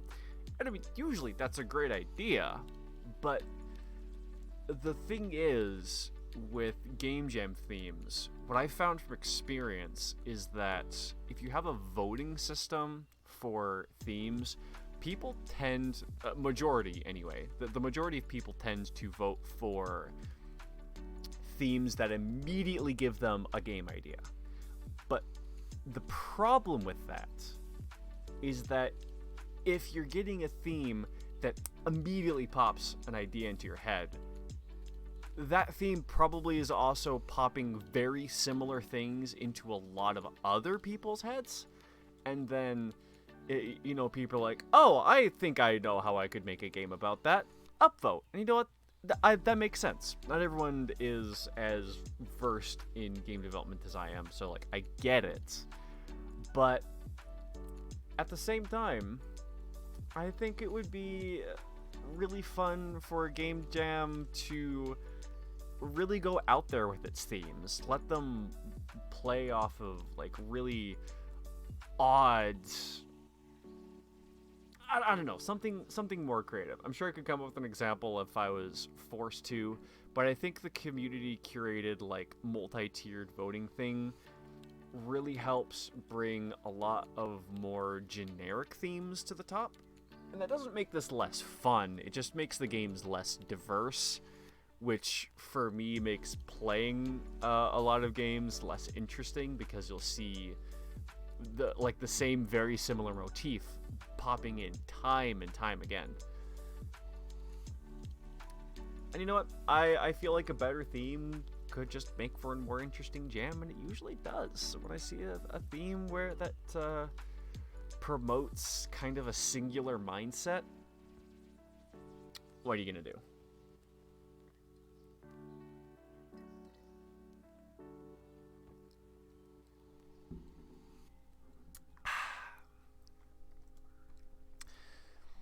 Okay, let's get back to the grind. I'm not seeing any cyan spawns.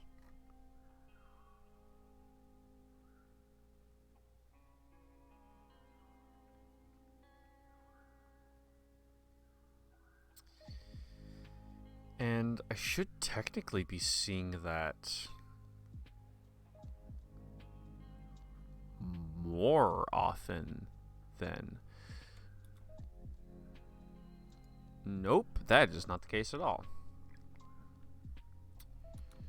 Fuel is 2, speed is 3, scored is everything else. So that's 2 and 1, actually.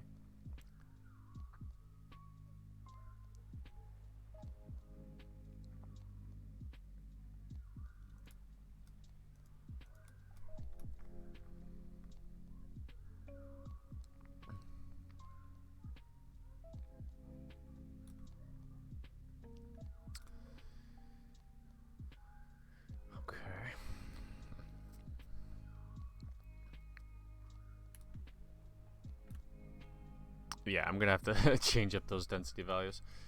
There probably has to be a minimum of 0.2 or something to make it feel nice.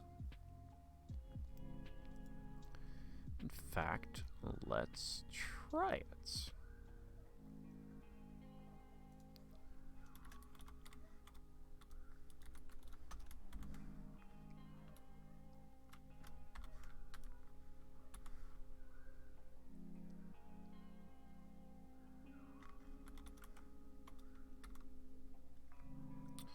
What if I make 4, just the maximum hardness, but things would generally be able to...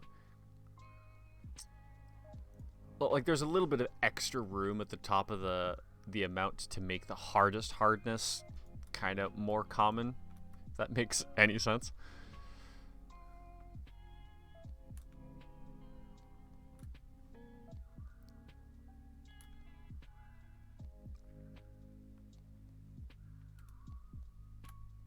Ooh, 0.2 is... That's a bit spicy.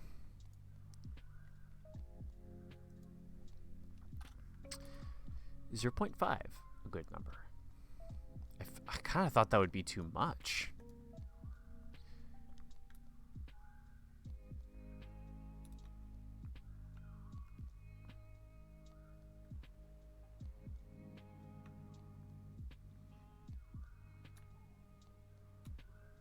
That's still really fast. Shit. What about 1, fam? How do you feel about 1?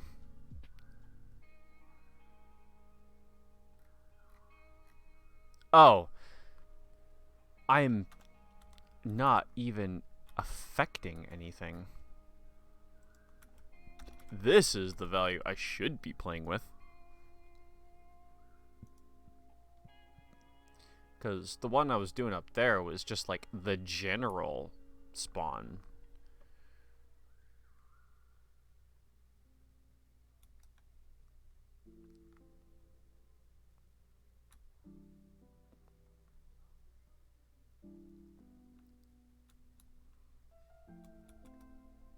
You know what? I feel like that's good. That's like slow enough that like holding it down lets you move really fast, but not so fast that if you want precision that you can just like tap the key once. Like tap tap and then down. That's easy.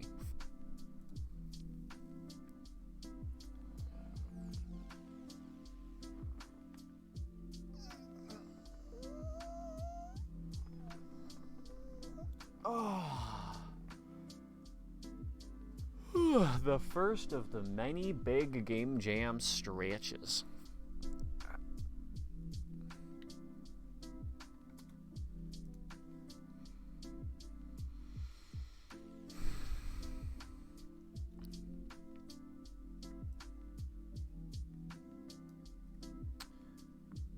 Huh. Can I?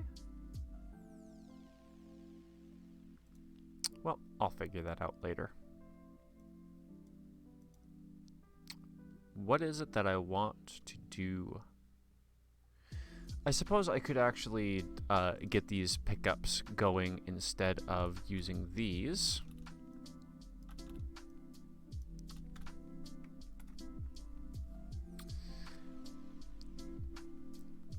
And I believe now's the time that we're going to have to get GIMP open.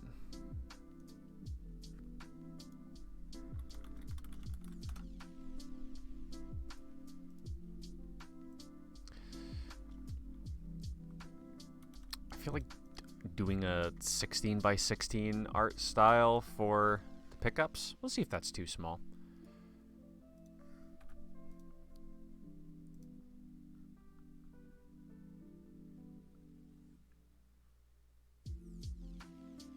Okay.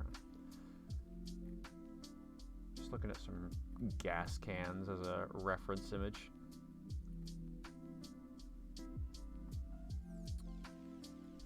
I generally like that kind of shape.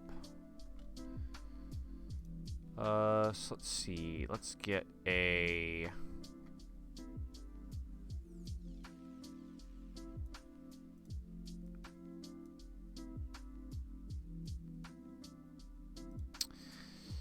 No. How much space do we have to work with here? 16. I know that. So I generally need like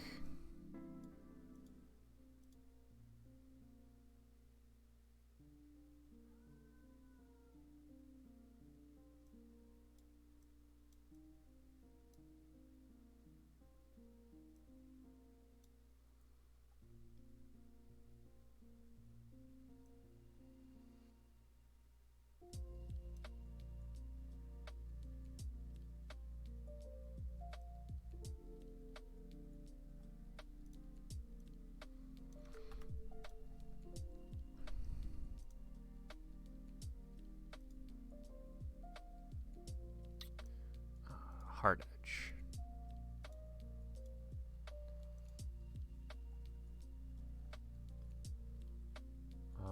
And then I want...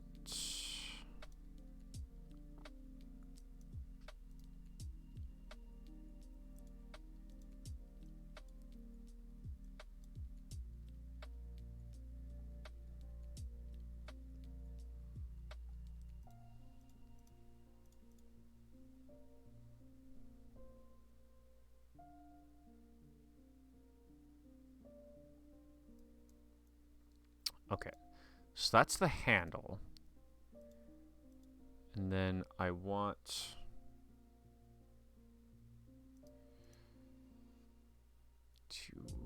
have it round off. Does that look weird?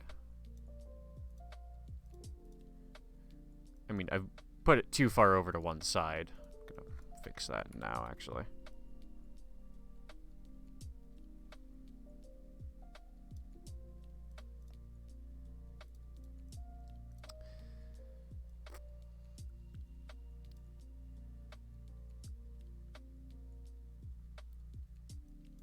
That doesn't look like a fuel can to me.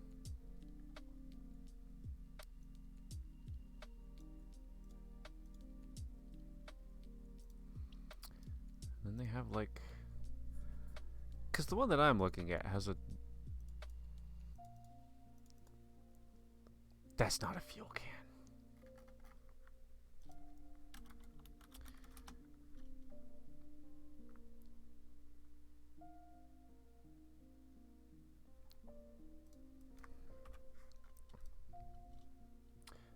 If you haven't been able to figure it out by now, I'm not an artist, but I do try.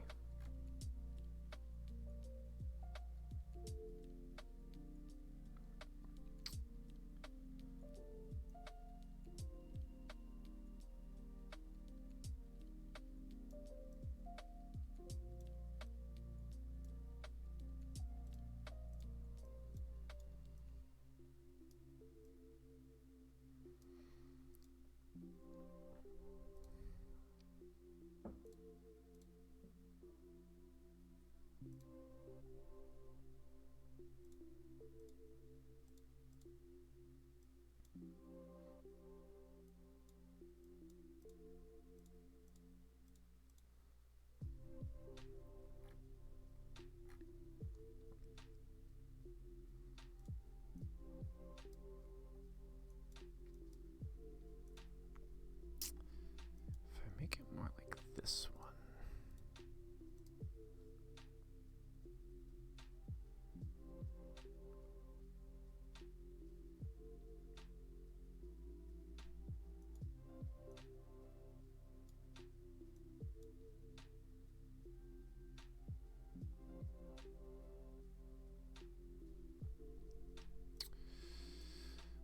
Then it also kinda does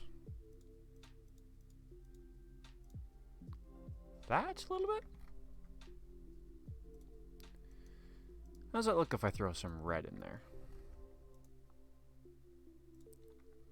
And then I'll make this with just a darker red.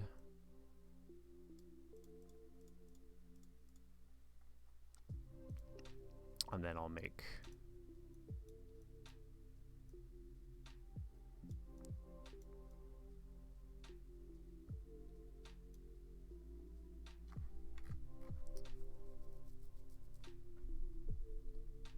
doesn't look horrible, actually. It doesn't look like an amazing sprite, but I am not an amazing spritist. So there you go. Project folders, LD48.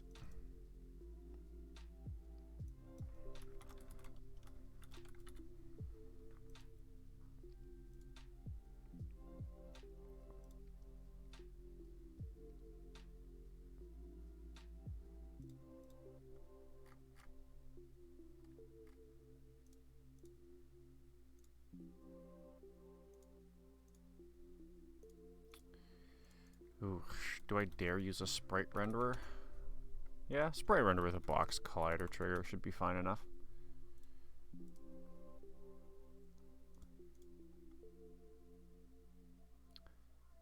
And we're going to use, right, it's not technically a sprite yet.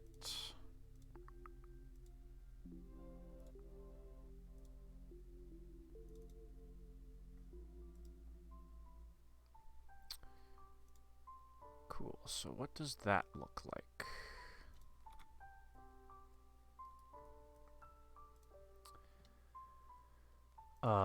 First we need to set the filter mode to point so that the pixel art looks better. And then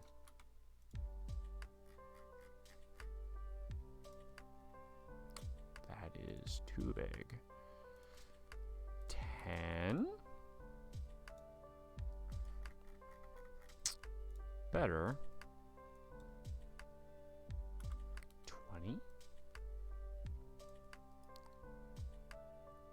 Yeah, I can accept that.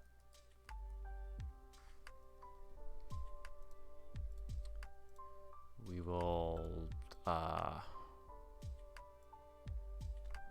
yeah, I guess I was affecting the prefab itself. So now that we have one,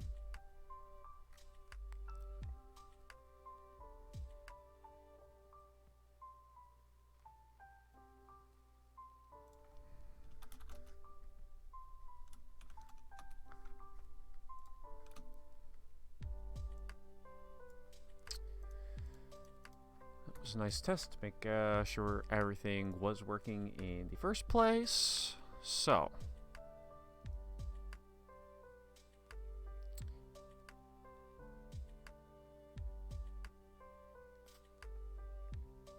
actually, we shouldn't even be doing this.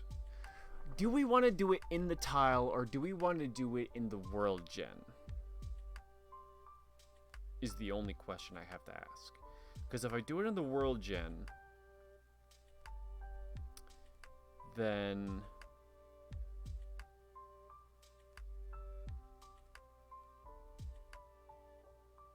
no, I'm just gonna make the tile do it itself. I am just gonna redo all of that, though. That was garbage to get one very specific thing. So we're doing that. Float random value.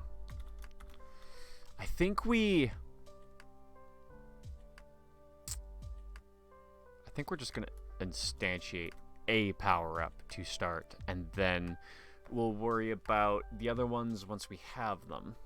Because I'm not entirely certain if I want the pickup to decide what it is, or if I want the tile to decide what the pickup is, or if I want the world gen to decide for the tile what its pickup is. Maybe I do just want the pickup. I'll figure that out. For now, and I suppose we need a reference to it, so we're going to get our game object pickup prefab. Serialize that for the inspector. If rand is bigger than a 95F, so a 5% chance that this will go through, instantiate our pickup prefab. Ooh, we're gonna take in transform dot position minus vector 3 dot forward and quaternion dot identity. So this should, in theory, spawn. Oh, I guess I need to do this first. This should spawn pickups every now and then. Yeah, it does. There you go. And because they're on the right Z spot, I think I should be able to interact with them as well. Or do I make that part of dig? That makes way more sense to make it part of dig.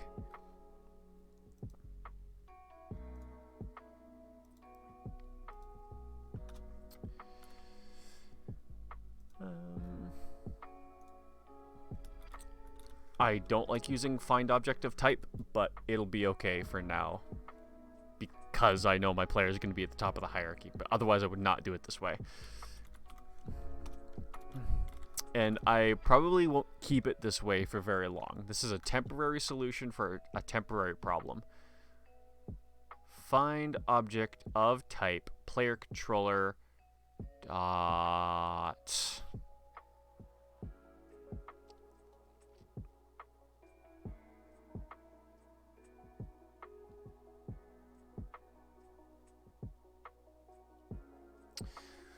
what do I want to have happen?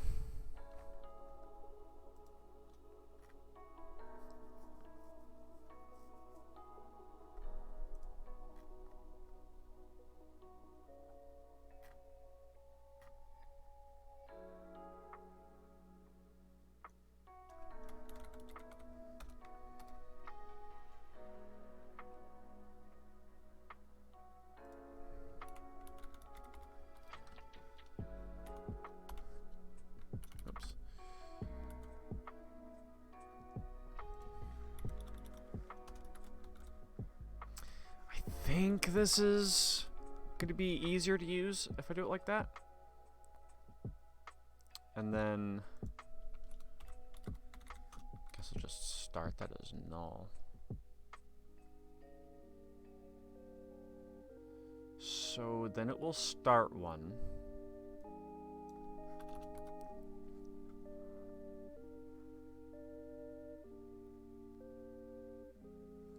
And then I think in the player controller,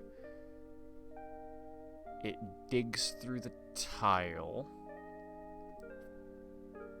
And I think I maybe want dig to also return pickup.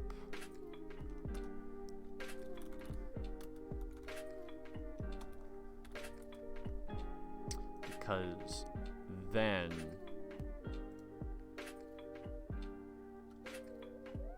I could have a probably private void apply power up.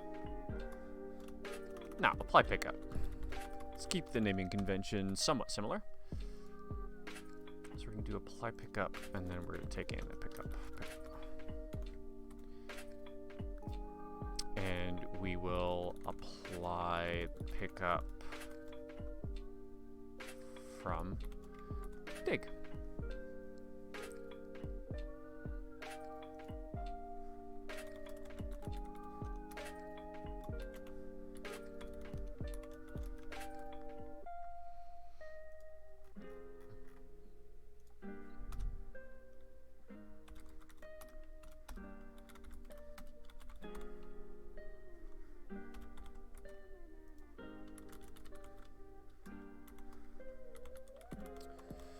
Alright, let's give this a go. See if we can get a fuel power-up system working.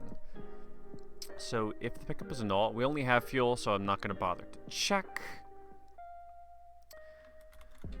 I'm just going to say like fuel plus equals... What do you think is appropriate? 30% of a full tank?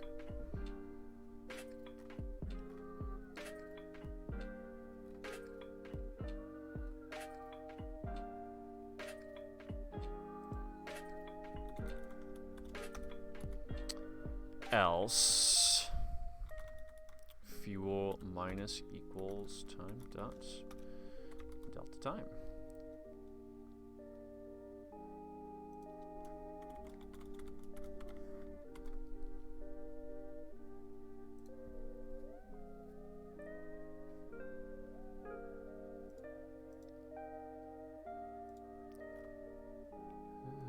And we should probably start at full fuel.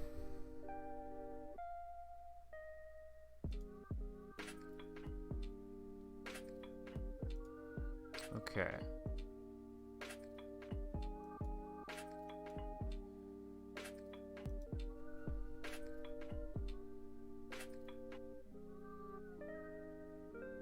Cool. That totally works. And I dig through this. And it gives me my fuel back. Nice. Okay, that's basically the game. that's pretty all right. So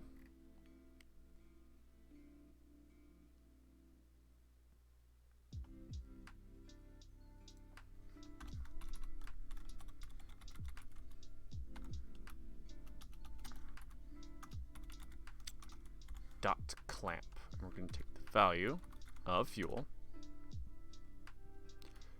plus 30, minimum of 1, maximum of 100.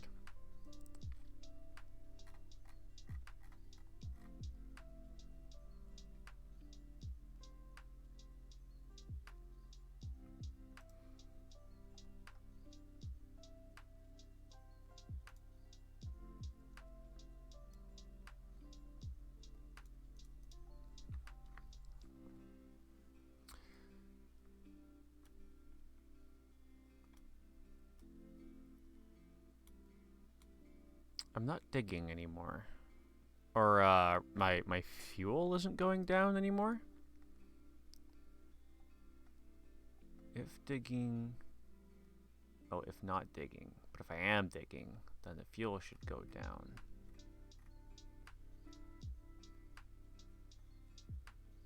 Why is the fuel not go down?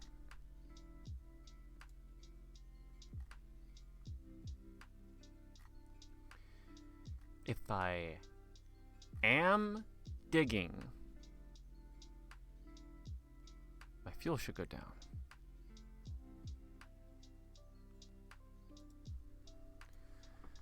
Right? Am I being dumb? Why isn't that working anymore? Because I'm only looking at the fucking prefab version. I'm dumb shit.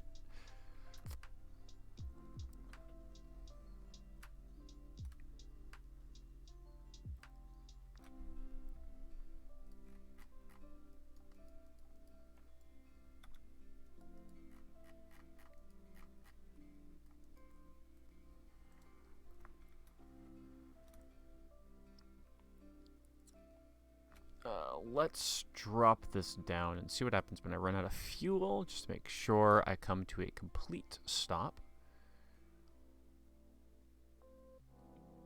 I kind of like that fuel goes down at a constant rate, but...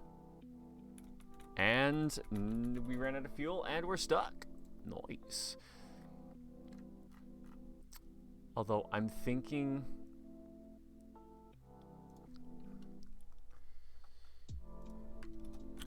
if fuel is less than 0, then we're going to...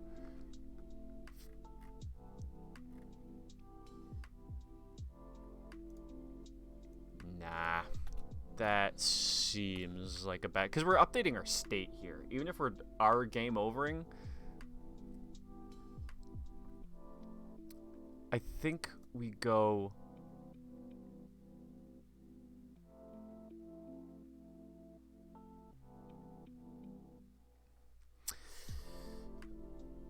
I'll think about that later. The trouble is, I was gonna have the player stop if they ever reached 0 fuel, and then game over from there.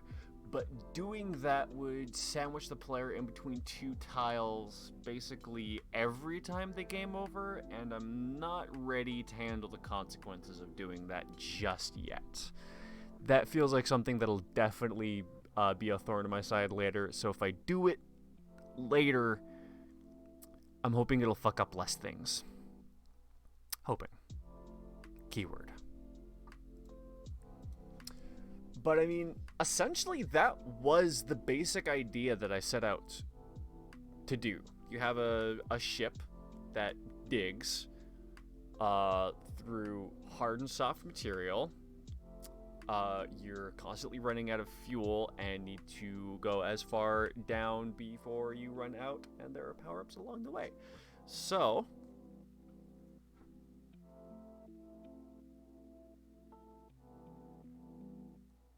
that's all the basic shit.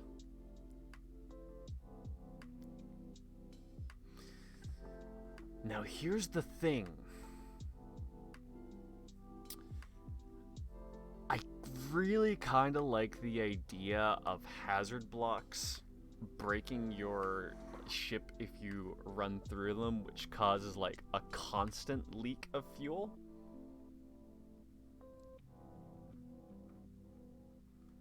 But I don't know if that works into the design that I'm thinking of. Because I do essentially want a game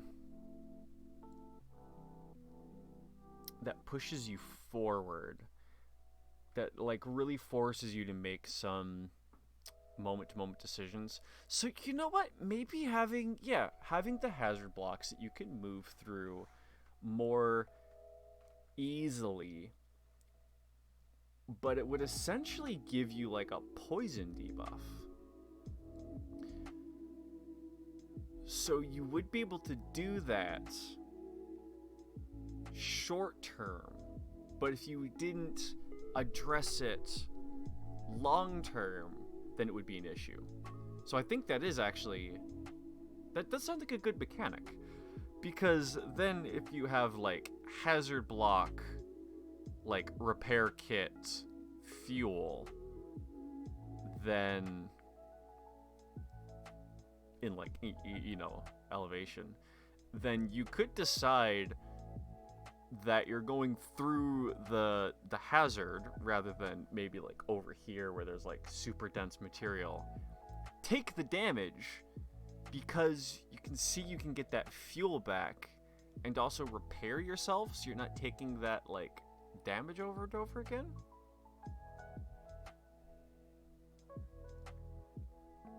Yeah. Yeah, I like the sound of that. That sounds like an interesting decision to have to make. So,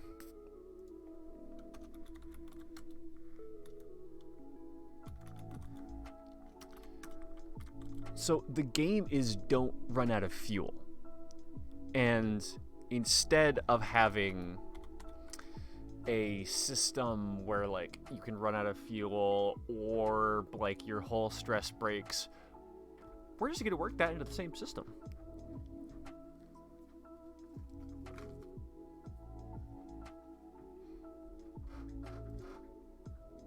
I think that should work. Because the pickup type, did I leave that here? Yeah, let's steal that and throw that over here where that makes sense to have it.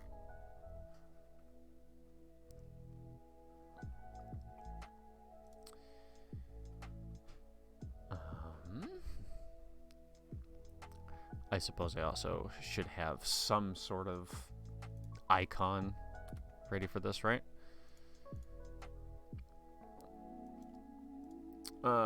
I don't feel like making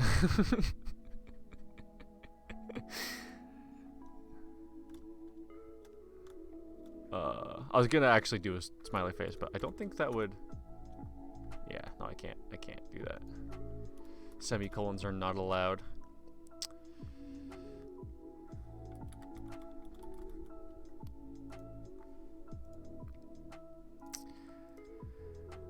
We'll just let that lie.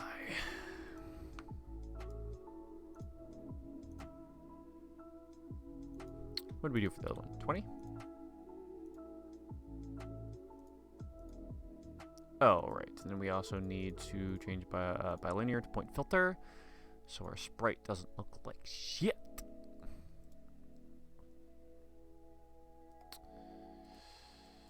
Oh, can I... I've never actually created a prefab variant, but this actually kind of seems like the thing that I might want to use it for. Prefab variant. I don't know what that means. Okay.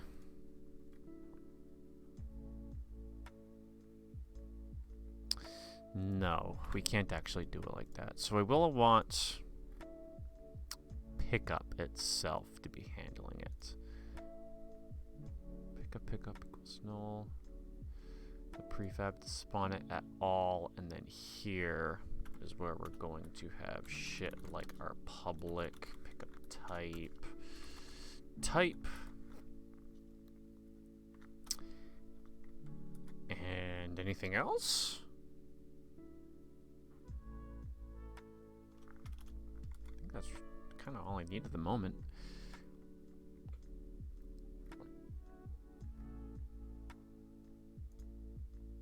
Oh, you know what? On start, we do want our sprite renderer.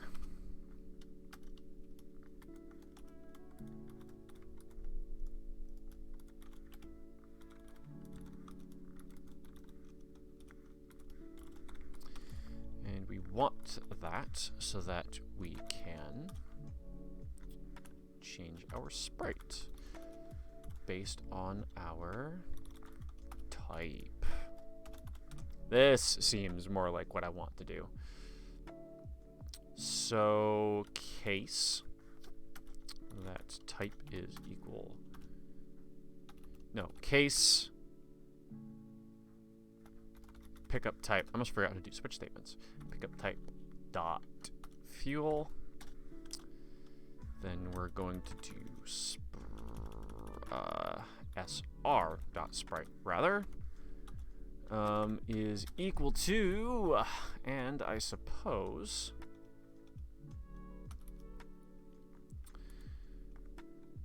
I need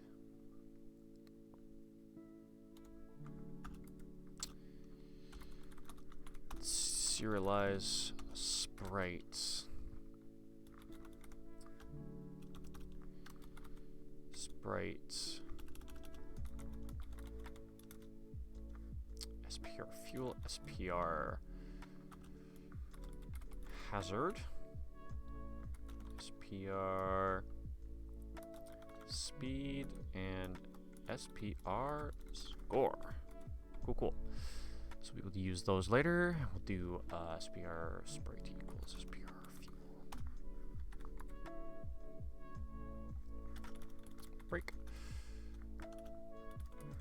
Case that is pickup type dot hazard, since we're doing that one next. And our SR dot sprite is going to be equal to SPR hazard. Break. Default debug dot log warning. No appropriate sprite was found. Break. Okay, so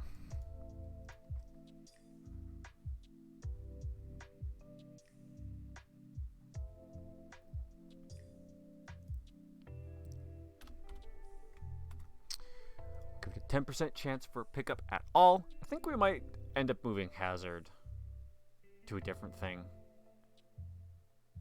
Pickup seems wrong for that. Because then we could have a pickup on top of a hazard, and that sounds pretty interesting. But this will work for now, so I'm not going to mess with it.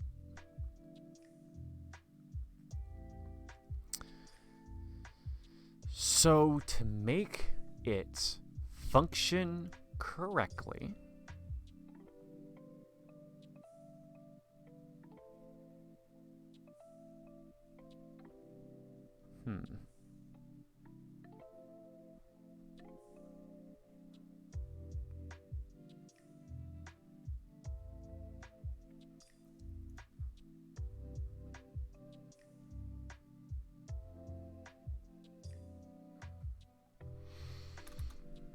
well, I don't really need anything complicated at the moment, so let's just do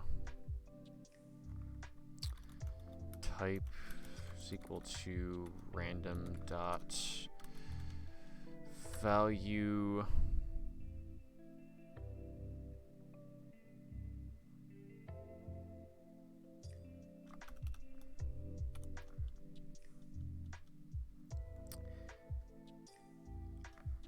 random value is bigger than 0.5. There we go. For some reason I couldn't think of how I needed to structure that to make it work. Pickup type dot fuel. If not, pickup type dot hazard.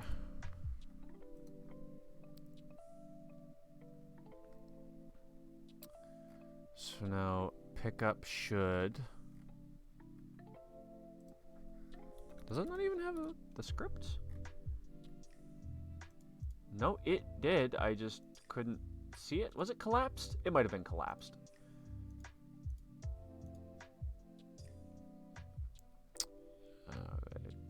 Gas can. Hazard. Do I have that set up to do anything?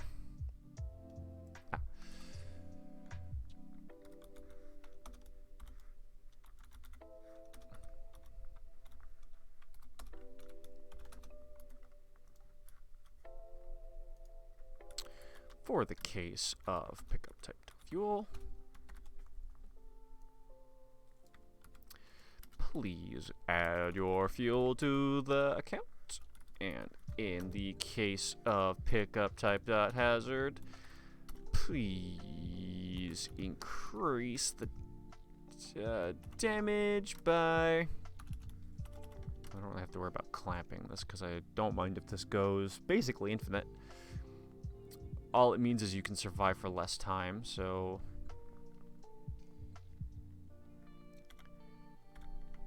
It will be a compounding issue, so I guess I will leave it small. Let's see how that works.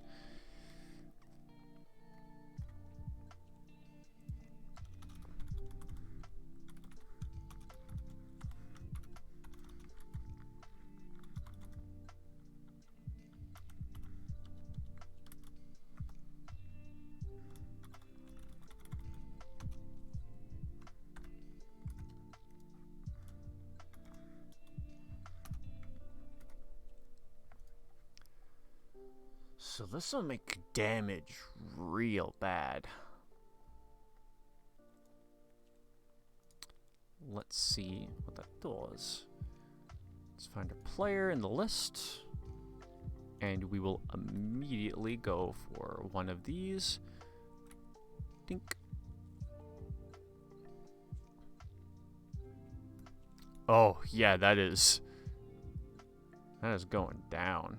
Okay, so I'm gonna have to balance that out quite a bit more, because, yeah, even that goes down way too quick after a bit. I'm thinking...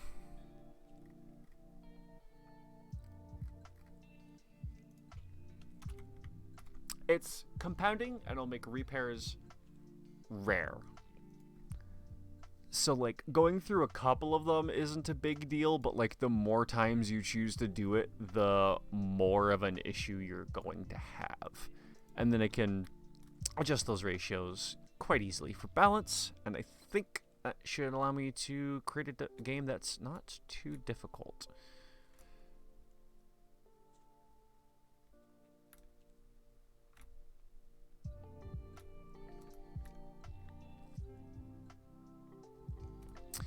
But also you could just...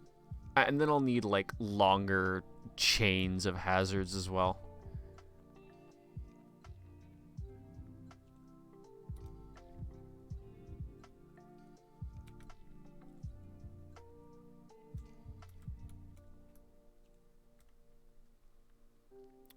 Ooh, almost didn't make it to that gas can. But there's no way I'm going to make it to the end of the line. Yeah, there we go. I got stopped. So, like, I think there is definitely a game here. And I think that damage, if I balance it correctly, is going to make the rest of it a lot more cohesive. Because I think that's going to add some really interesting decisions to choosing to get hit, I think would be nice. If I can... I would love to have the hazards, like, create horizontal, like, barriers. Like, they have a higher chance of spawning in, like, lines. Because then, going straight through one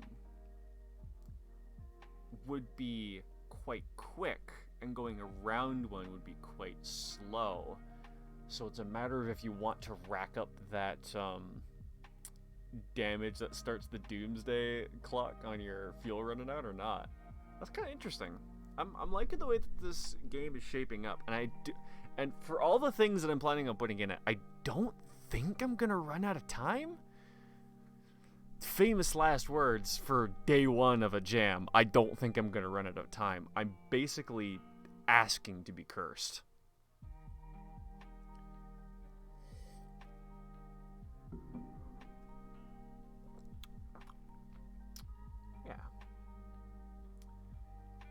Okay.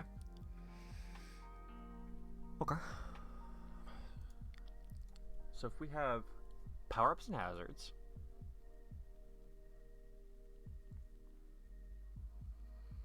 is there anything else we need to prototype today? Because day one's always my prototyping day. I generally don't care if I get absolutely, like, nothing to show for my work on day one, as long as I spend it figuring out like what I can and can't do toward the idea. As long as I can do that, days successfully spent. And I kind of think I'm basically there. I should get the camera?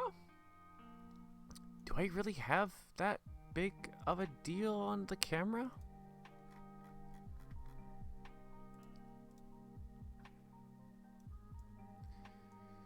Because I'm kind of thinking that, like, just this is going to be appropriate.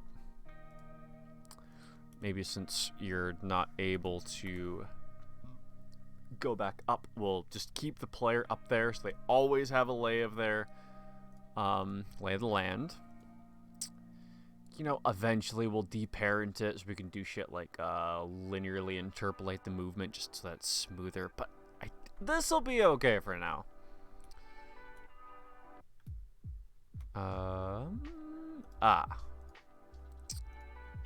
Apply, delete. There we go.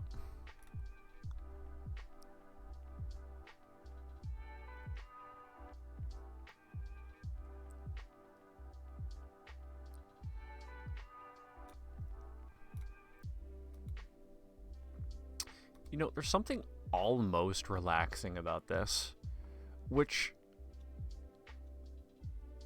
maybe I want to lean into.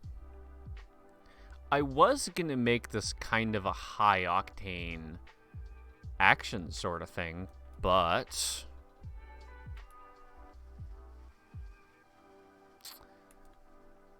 maybe I do a chill digging thing instead.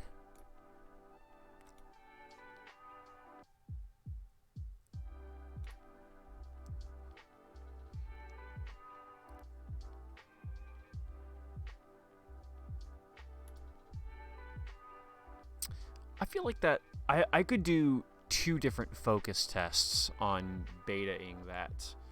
I could create 2 templates.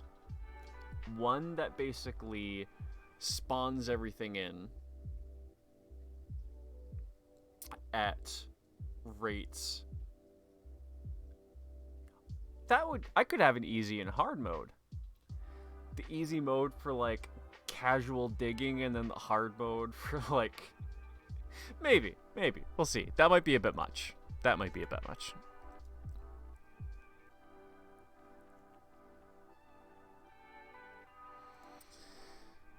Okay,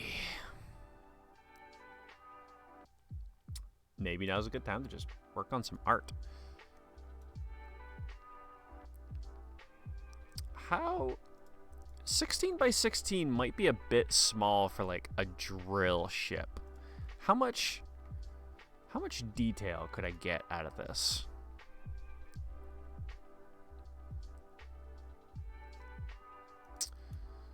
So, whoops. So I'd probably want a perfectly triangular kind of mining drill shape like that, I'm thinking.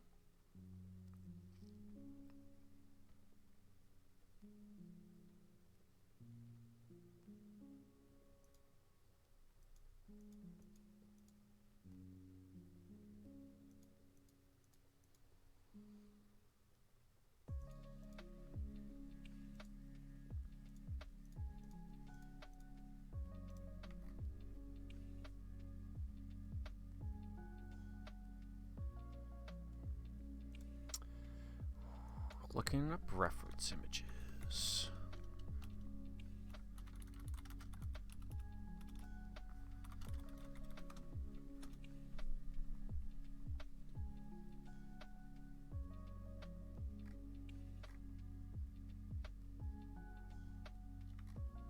Yeah, because I'd have to animate this.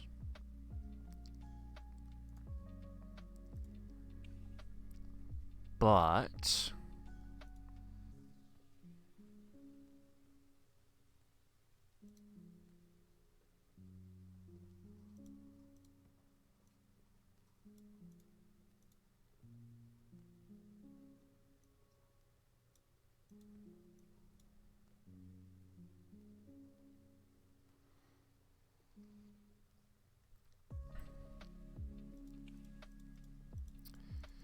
Because I was kind of thinking of doing a shape like this, but the more I pencil it in, the more I'm not sure how I feel about it.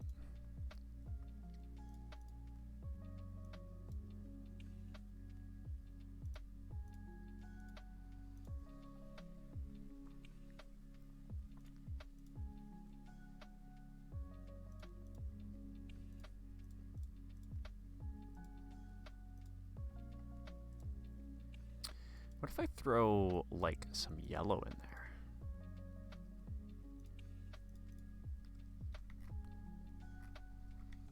Definitely not. Although, I could texture the drill a little bit. Is it bland? Maybe a little. Can I change it later? Sure as hell.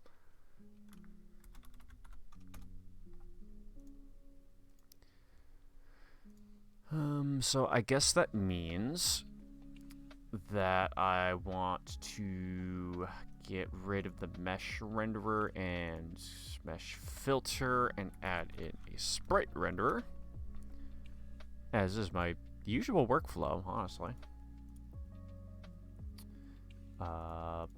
Point filter and 20.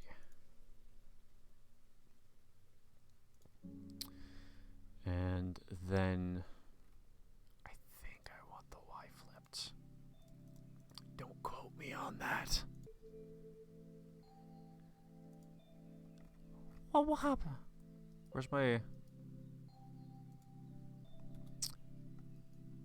Is it rendering from the wrong side? How about not rendering at all? Oh, you know what? It would probably help if I put the sprite in the ship.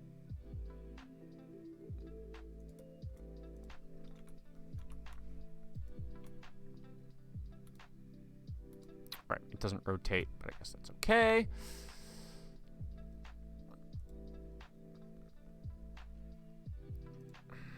This might start looking weird if I change the scale value, but I do want the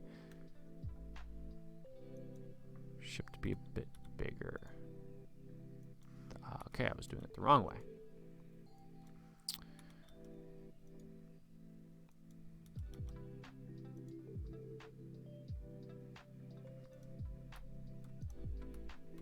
Whoops.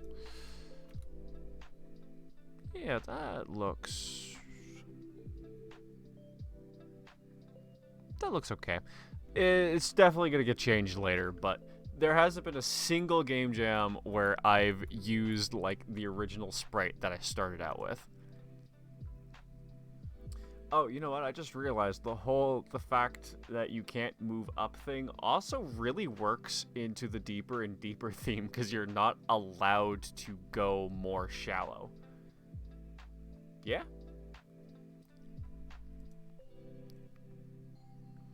All right.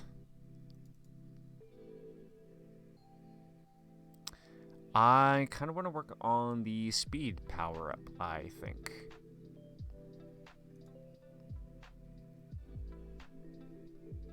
How do I want to do the speed power-up? Do I want to make it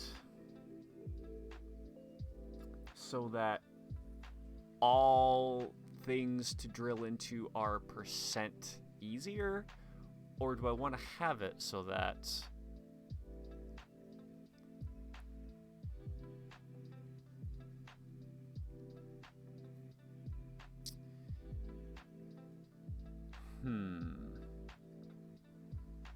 I don't know how many power-ups I want to put in.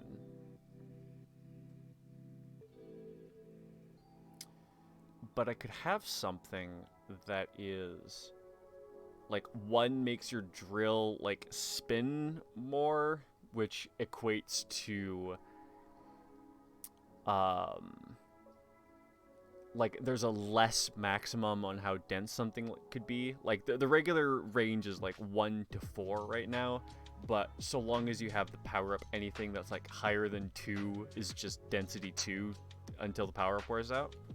And then another one, another different power up that just makes you like 1.2 times faster or something, like a speed boost across the board, but more useful for traveling even faster in fast spots, whereas the other one lets you move through more difficult spots at ease. That does sound interesting to me. And I think with the way that it would generate, you'd be able to make those decisions, because then in different situations, different power-ups would be more valuable than other ones. If you had a long wall of like really dense rock and the power-up that lowers the maximum density for like a certain duration, then that's amazing. Like you'd be able to get through that wall like way faster than with the speed drill. But if you're in an area where there aren't any dense rocks at all, then the spin faster power up isn't worth going out of the way for, because it wouldn't even make you go any faster. The more I talk about it, the more I like it. That's going in if we have the time. That will be going in. Oh, big pops.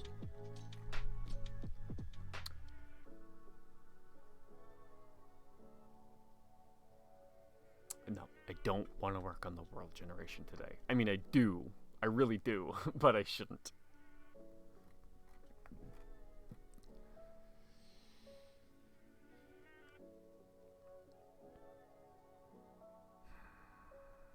I mean, I could start putting in, like, the base for the other power-up systems, and I feel like I probably should.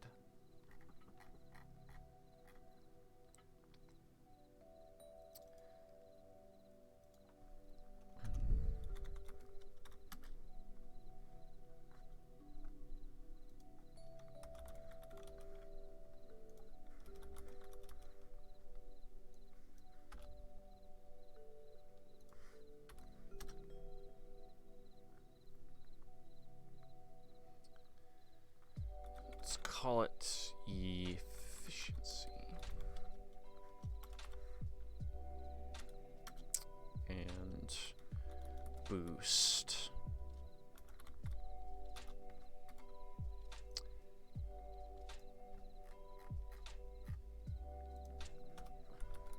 Case. Pickup type. Dot. Speed. Then we're going to do boost equals 5F, I guess. Why not? It's just a random number. And then we're going to do a similar thing for the other one right now.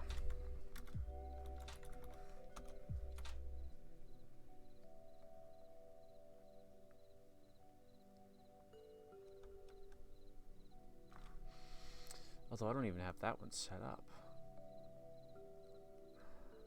Will that? As long as I'm not casting.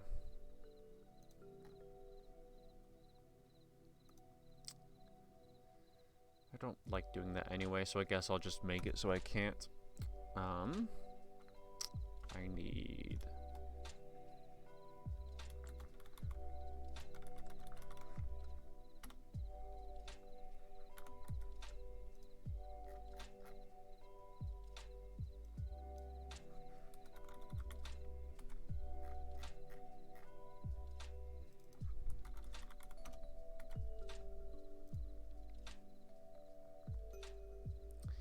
I think speed makes the most sense as a duration. A set duration. And speed. And then efficiency.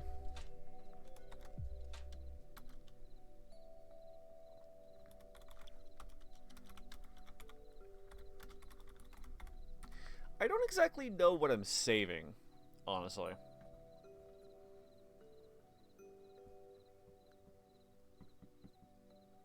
How many hours do I want to work today? You know what?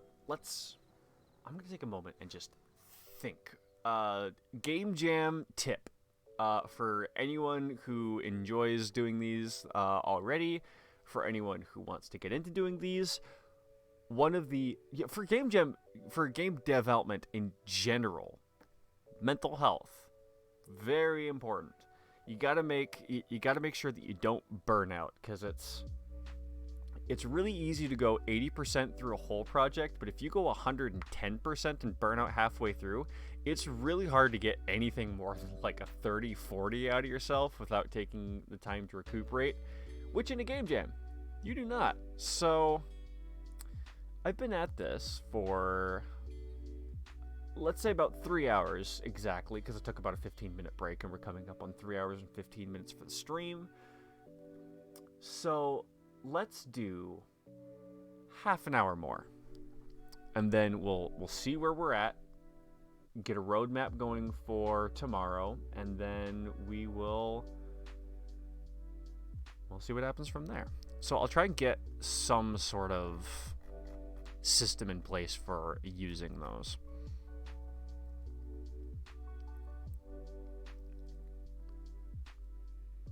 Oh, you know what? In here, I could do mathf dot max the tile density and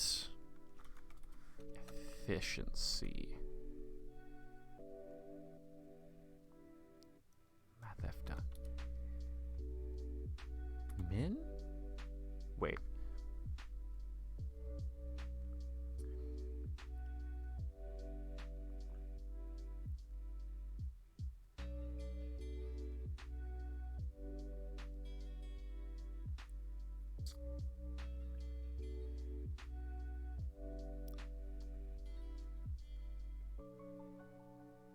Yeah, mathf.min, right?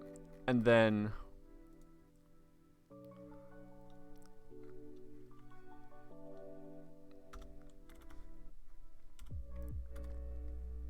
I don't know.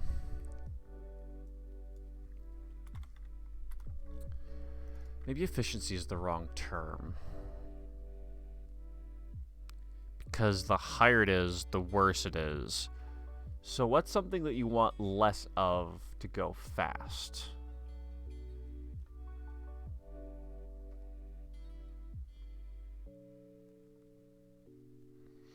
How about resistance? Resistance is a pretty good term, and I think I have to change that in one other spot that also shares this.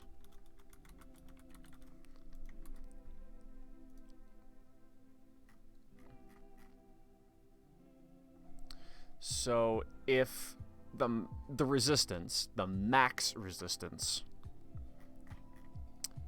is less than the tile density, then we only use that.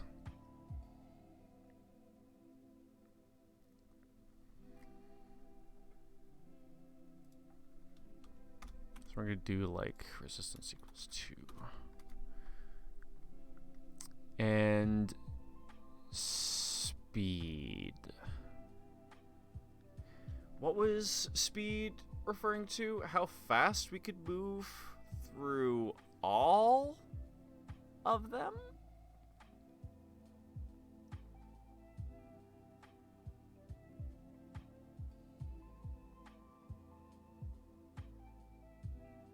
Oh, you know what?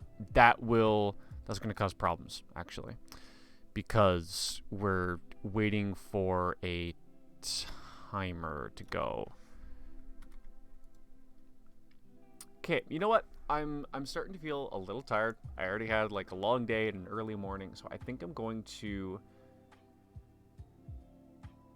yeah, I'm gonna stop here, kind of wind down, and then we're gonna be back here early tomorrow at some point, and we're gonna go hard. We're gonna go real hard tomorrow, because today was prototyping and design. Tomorrow is basically get the game done, so that. Wait, doesn't this game jam end on Monday? Wait a minute. How's it? Hold on. How is it a 48-hour game jam if it spans 4 days? That can't be possible. A 48-hour game jam that spans 3 days makes sense. Because there's a full 24-hour period and then like 2 24-hour periods to get like half of each. Oh, sick. This is a long-ass jam. Cool. Okay, cool. So, that means we can probably do tomorrow as the bulk of the work. Sunday, we're going to want to have a playable copy and do beta testing. And then Monday, it's polish, bug fixing, and just generally getting everything that hasn't been put into the game put into the game. So for this stream, I think we're gonna call it here. We're coming up on 3 hours and 30 minutes, and I think that's a decent amount of time to get developed tonight. So if you don't want to miss anything, be sure to hit that follow down below or wherever it is on Twitch, and I'll be sure to send out some notifications when I go live next. Tomorrow's going to be a really interesting day because I'm not going to be holding myself back from anything that needs to get done, which means the world generation is going to be finished tomorrow and the full player mechanics are going to be finished tomorrow. We'll probably also have placeholder art. I was going to say sound. Sound is a big ask for one day. We're going to do the basic mechanics, we're going to do the world generation, and we're going to do basic art tomorrow. So that should be a fun stream. But for now, I'm going to take some rest and make sure I have the energy to do that. So for the guys who are still in my chat, thanks for watching and have a good night yourself.